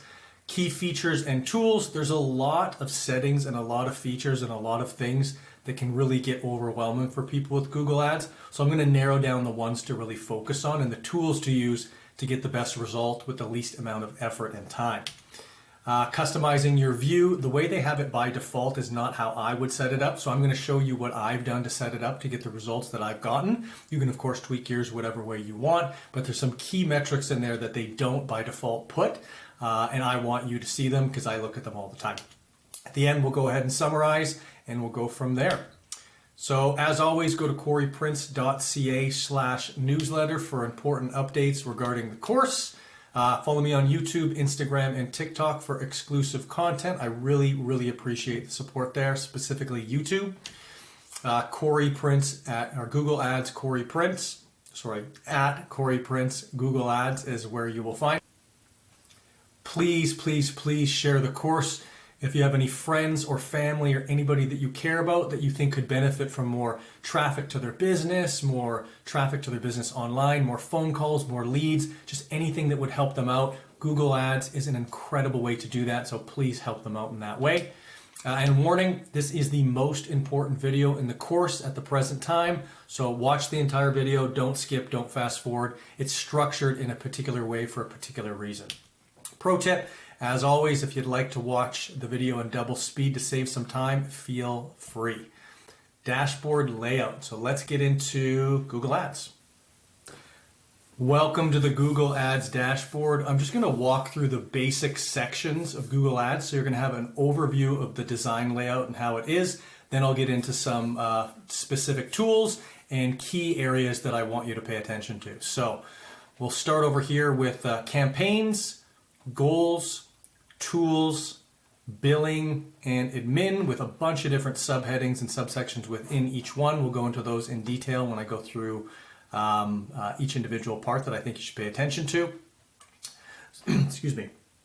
So on the overview page here, it gives you 4 different metrics. You can change what they are, and you can also click them on and off as far as them being represented on the graph. How they're being represented on the graph. So for instance, boom, boom, boom. Now all 4 are represented on the graph. Let's say you didn't want to track conversions, you wanted to track click-through rate or something like that. You can map that onto the graph as well. So super, super powerful stuff when it comes to just the overview page being something where you can look at it and see sort of what's going on in whatever campaign or your account as a whole. So if I just quickly scroll down here, we're going to show searches, top searches, and words within searches where people saw your ad, most shown ads, summary of keywords that are performing. It's just a really good overview, performance by day of the week, time of day, ad performance across devices, mobile versus computers or tablets. This is a really important one here. So I can see that in this campaign, the way I'm structuring it, it's almost entirely being viewed by people on their phones. So that makes it super, super, super important. Here it's being viewed almost entirely by people on their phones. So it's super, super, super important that it's mobile friendly. The landing page that they're landing on actually formats properly and renders properly for cell phones, for smartphones. So gives you a little bit of an idea there. So those are the basic sections. You can change the appearance up here. You can refresh here. You can check your notifications here. But that's the basic overall layout of Google Ads. So next up is key features and tools. Next up is key features and tools. So now I'm going to go through the subheadings, skip over the ones that aren't really necessary to get the foundational stuff of Google Ads understood, but the ones that really, really need to sink in and you really need to check on a regular basis. So overview, which I went through, recommendations.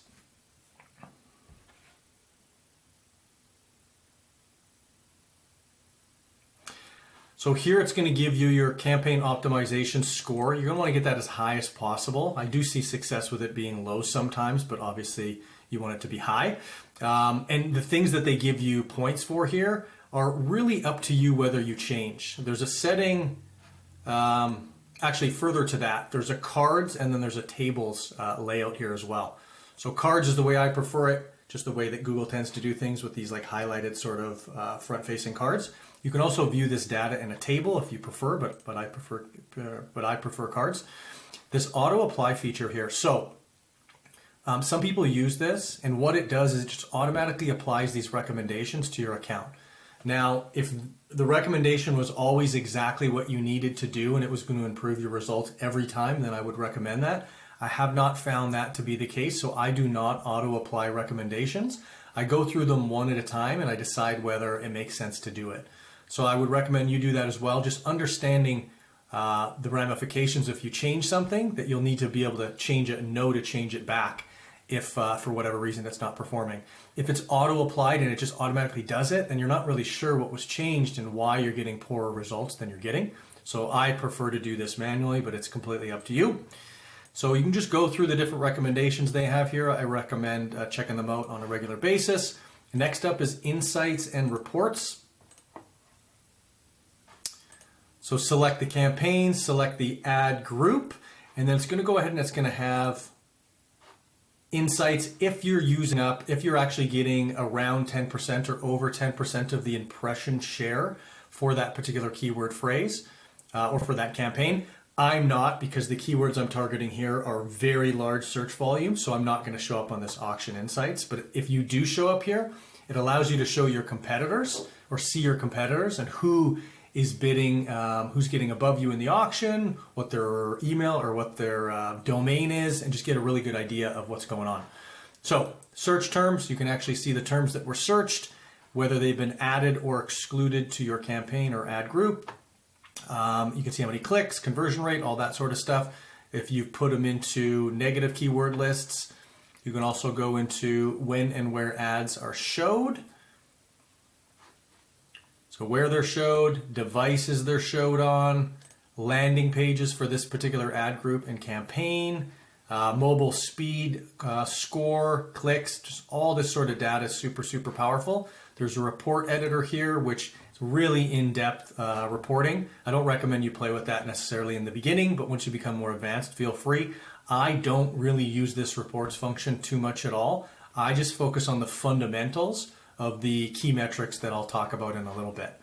Dashboards, you can create custom dashboards here as well if you like viewing stuff just in a little bit different way. So you can even open a sample dashboard here to see like what you could do.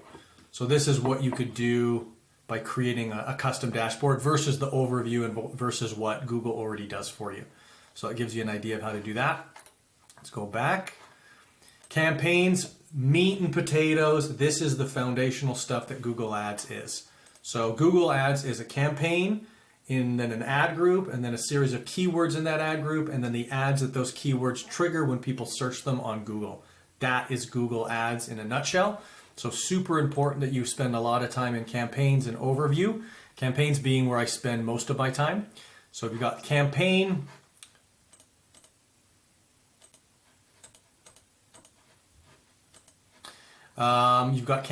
you've got ad groups, you've got ads, pretty self-explanatory, and then experiments. Experiments is actually a really powerful one that I recommend you play around with.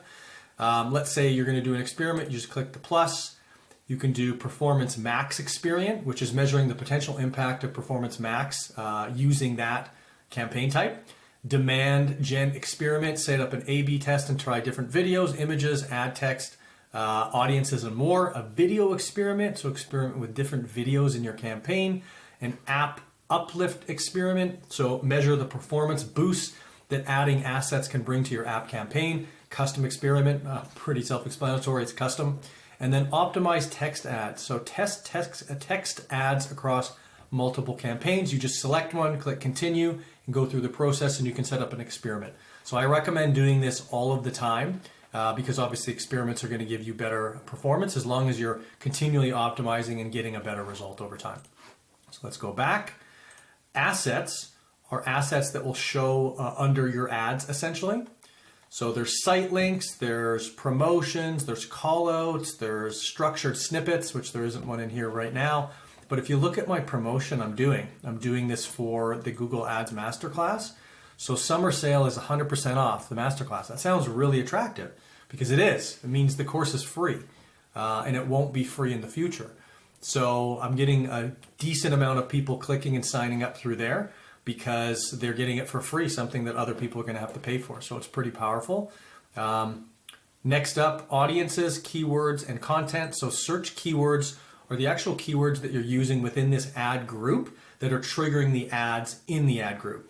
So here you can segment based on time frame. You can go through and view all the different stats on the different keywords.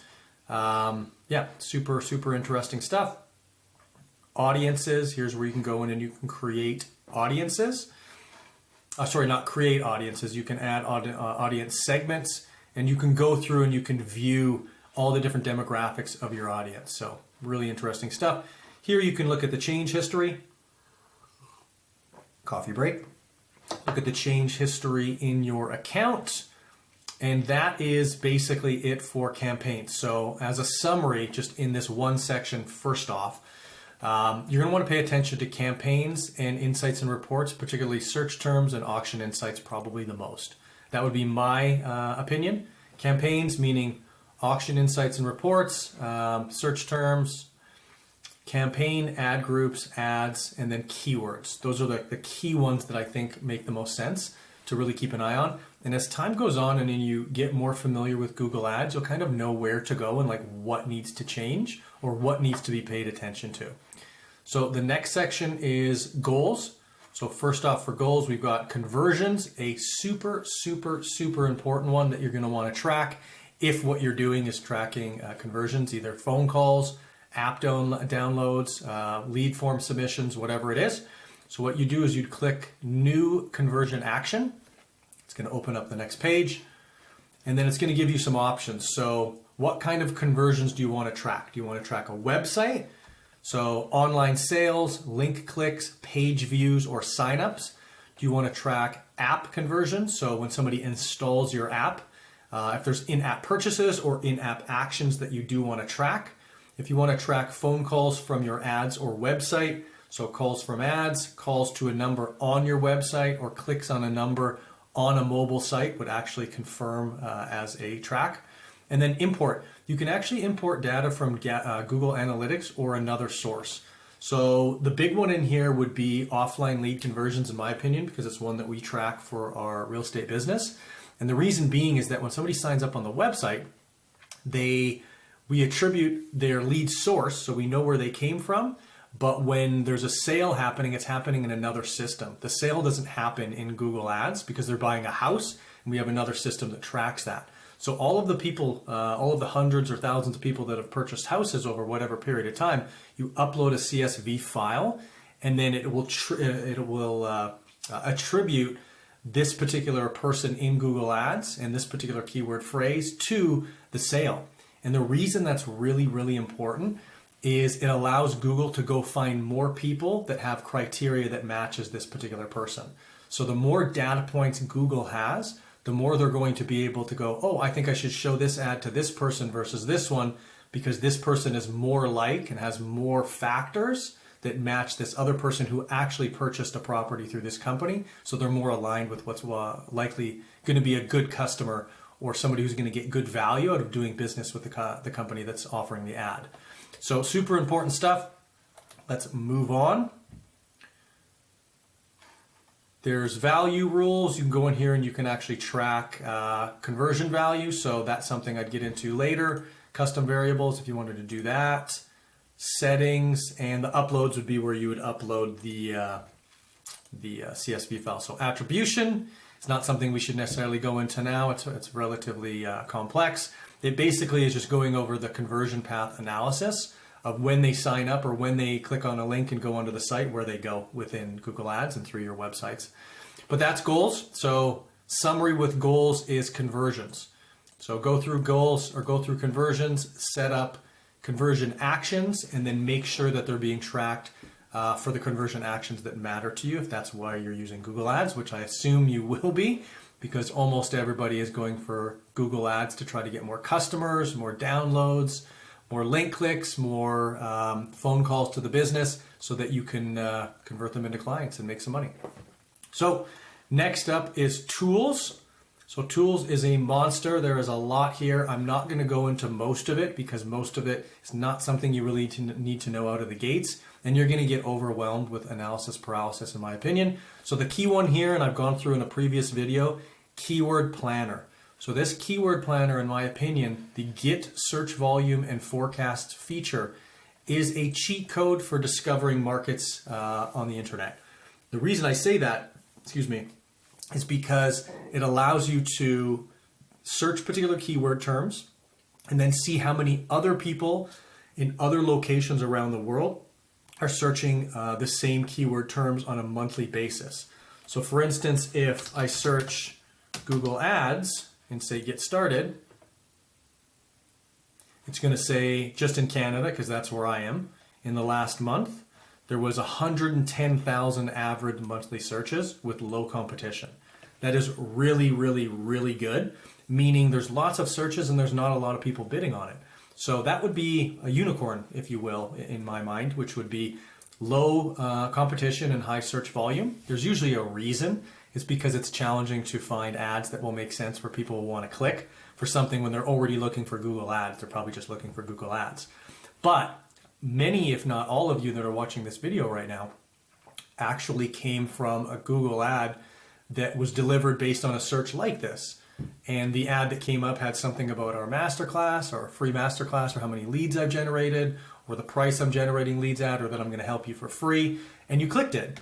And that's why we're here. So it's actually pretty powerful stuff to go in here and just use the keyword planner to really wrap your head around where is there a market if you're trying to find a niche, or if you're trying to figure out how to handle or what keyword phrases to use for your campaigns for your business. Go in here and find the ones that have the highest search volume and medium to low competition if possible.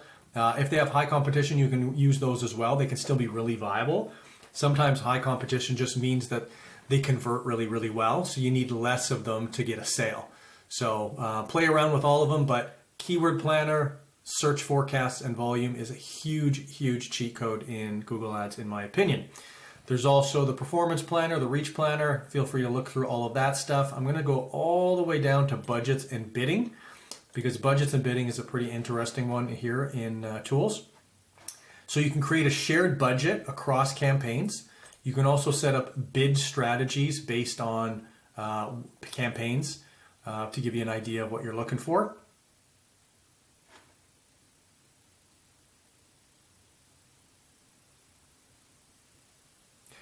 Next up is bid strategies, where you can set up bid strategies based on campaigns.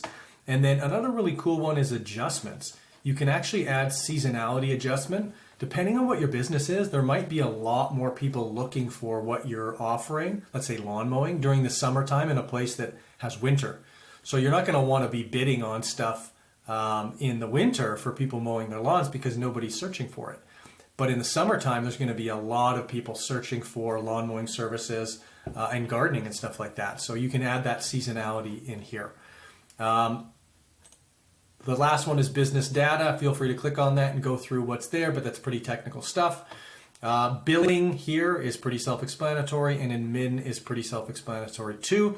So that's sort of an overall overview of the main components. I'm going to go back up to overview here. And there we go. Perfect.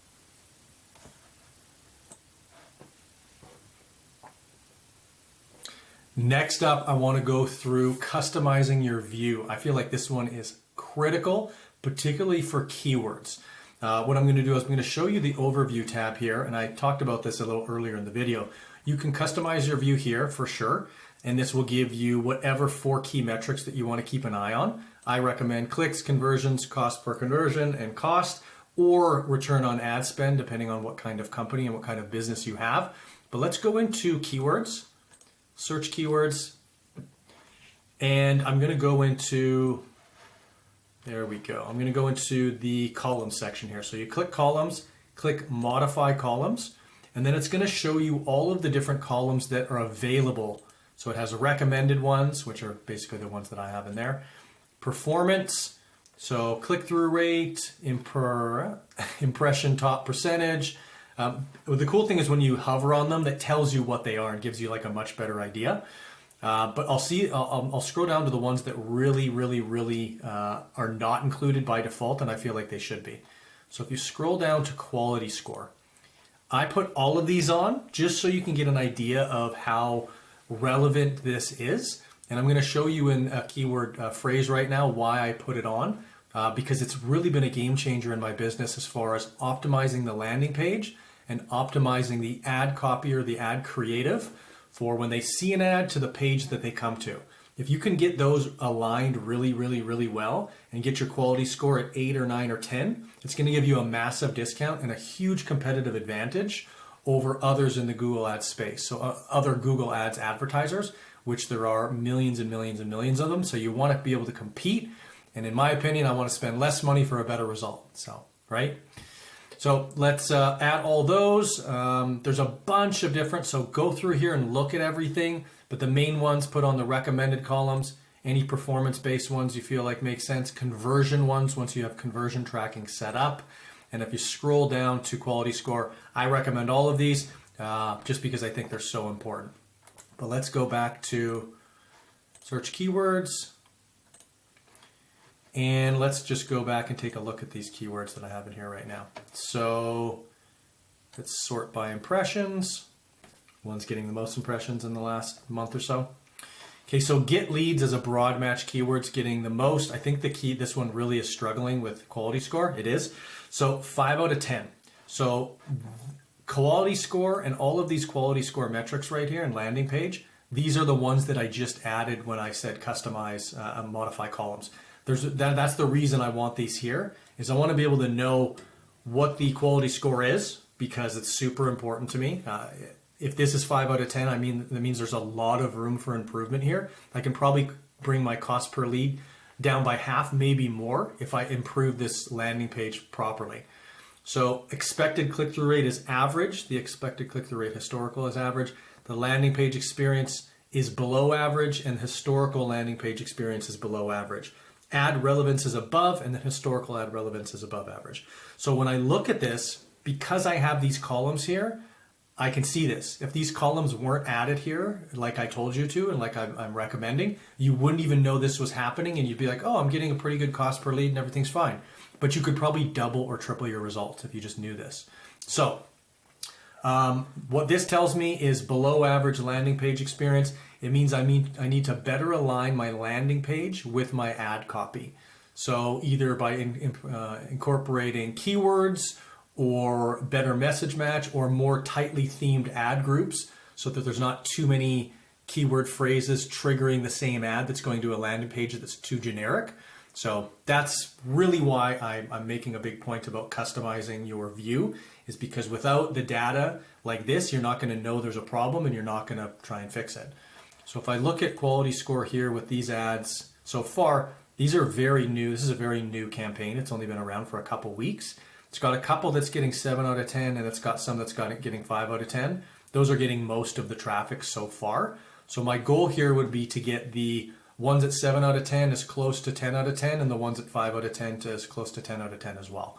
So that would be my overall goal. And by doing that, I would save money and I would get a better experience for the user, higher click-through rate, less cost per lead, and just more money in your pocket, essentially. So that was customizing your view.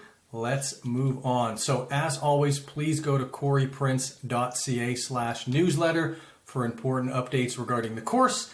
And in summary, keep it simple. Focus on the key metrics that matter the most: cost per click, quality score, impressions, cost per action, return on ad spend, to name a few. These are going to give you so much more of a result over tracking 100 different things. If your impressions are not there, which means the people searching keywords, you're not making your ad show, usually using the keyword planner and the search forecasts is what's going to let you know, oh wow, there's only 10 or 20 searches per month in the region that I'm having this. That's why my ads aren't being shown. Not enough people are searching it. You can fix that number one, and then you can move down the line and fix the other metrics as time goes on. But if people aren't seeing your ads, there's nothing to fix because there's no data. Customize your view. Ensure your view contains the key performance indicators that drive results in your business. I give you an example of adding all of the quality score ones because I think they're really valuable in optimizing your landing page and your ad creative. Yours might be a little bit different after you have that result, but return on ad spend tends to be one that's really, really powerful. You want to know whether every dollar you put into advertising turns into $5 or turns into -10. Really, you want to know if you're losing money or you're gaining money. And the cool thing about return on ad spend is if every dollar you put in turns into 5 and there's enough search volume there, just spend more money and each dollar you spend will turn into 5. It is powerful, powerful cheat code to business. So I recommend it. Use the tools provided. In my opinion, the Keyword Planner's search volume and forecasts feature is a cheat code for discovering markets. I went through it sort of briefly there. Absolutely one of the most key things I've ever done in my business and with Google Ads starting in 2010 is continually searching for keyword phrases that have as much of a search volume as possible and medium to low competition, so I can get my cost per click and my cost per acquisition or cost per action lead less. Here's the thing when you have a lower lead cost. If your lead cost is $1 per lead and you can close 1 in 50, that means it's $50 per customer. If your customer nets you a lot more than $50, that is a huge return on your investment, and I would pull that lever and push that button over and over as many times as I could, and I think you probably would too. So, as always, go to testimonial.coryprince.ca, leave a testimonial, win special prizes. If you're seeing some value in this course and in the information that I'm giving you, I would really, really appreciate it if you went on there and left a testimonial. It would really, really help me out with the algorithm and just help me out in general and makes me feel like, oh wow, people appreciate what I'm doing, and that feels really good. So Mark Cuban said, doesn't matter how many times you fail, you only have to be right once. That is so, so true in business. Anybody I've ever known that's had massive success in business has massive multiple failures. And I'm not talking one or two, 9, 10, 20, 5. Every single person does. So as you get in and you start playing around with Google Ads, you're going to spend money, you're going to make mistakes, you're going to wonder if this is going to work. And the reality is you just need to understand the fundamentals and keep going and keep learning. And eventually you'll get there, but it is just much harder than most people think. And I wish that wasn't the case, but it is reality, because on the other side is achievement and true freedom. So thank you so much for taking the time. I'm ready to get to work. I hope you are as well, and enjoy the rest of the course. I will see you in the next video. Take care.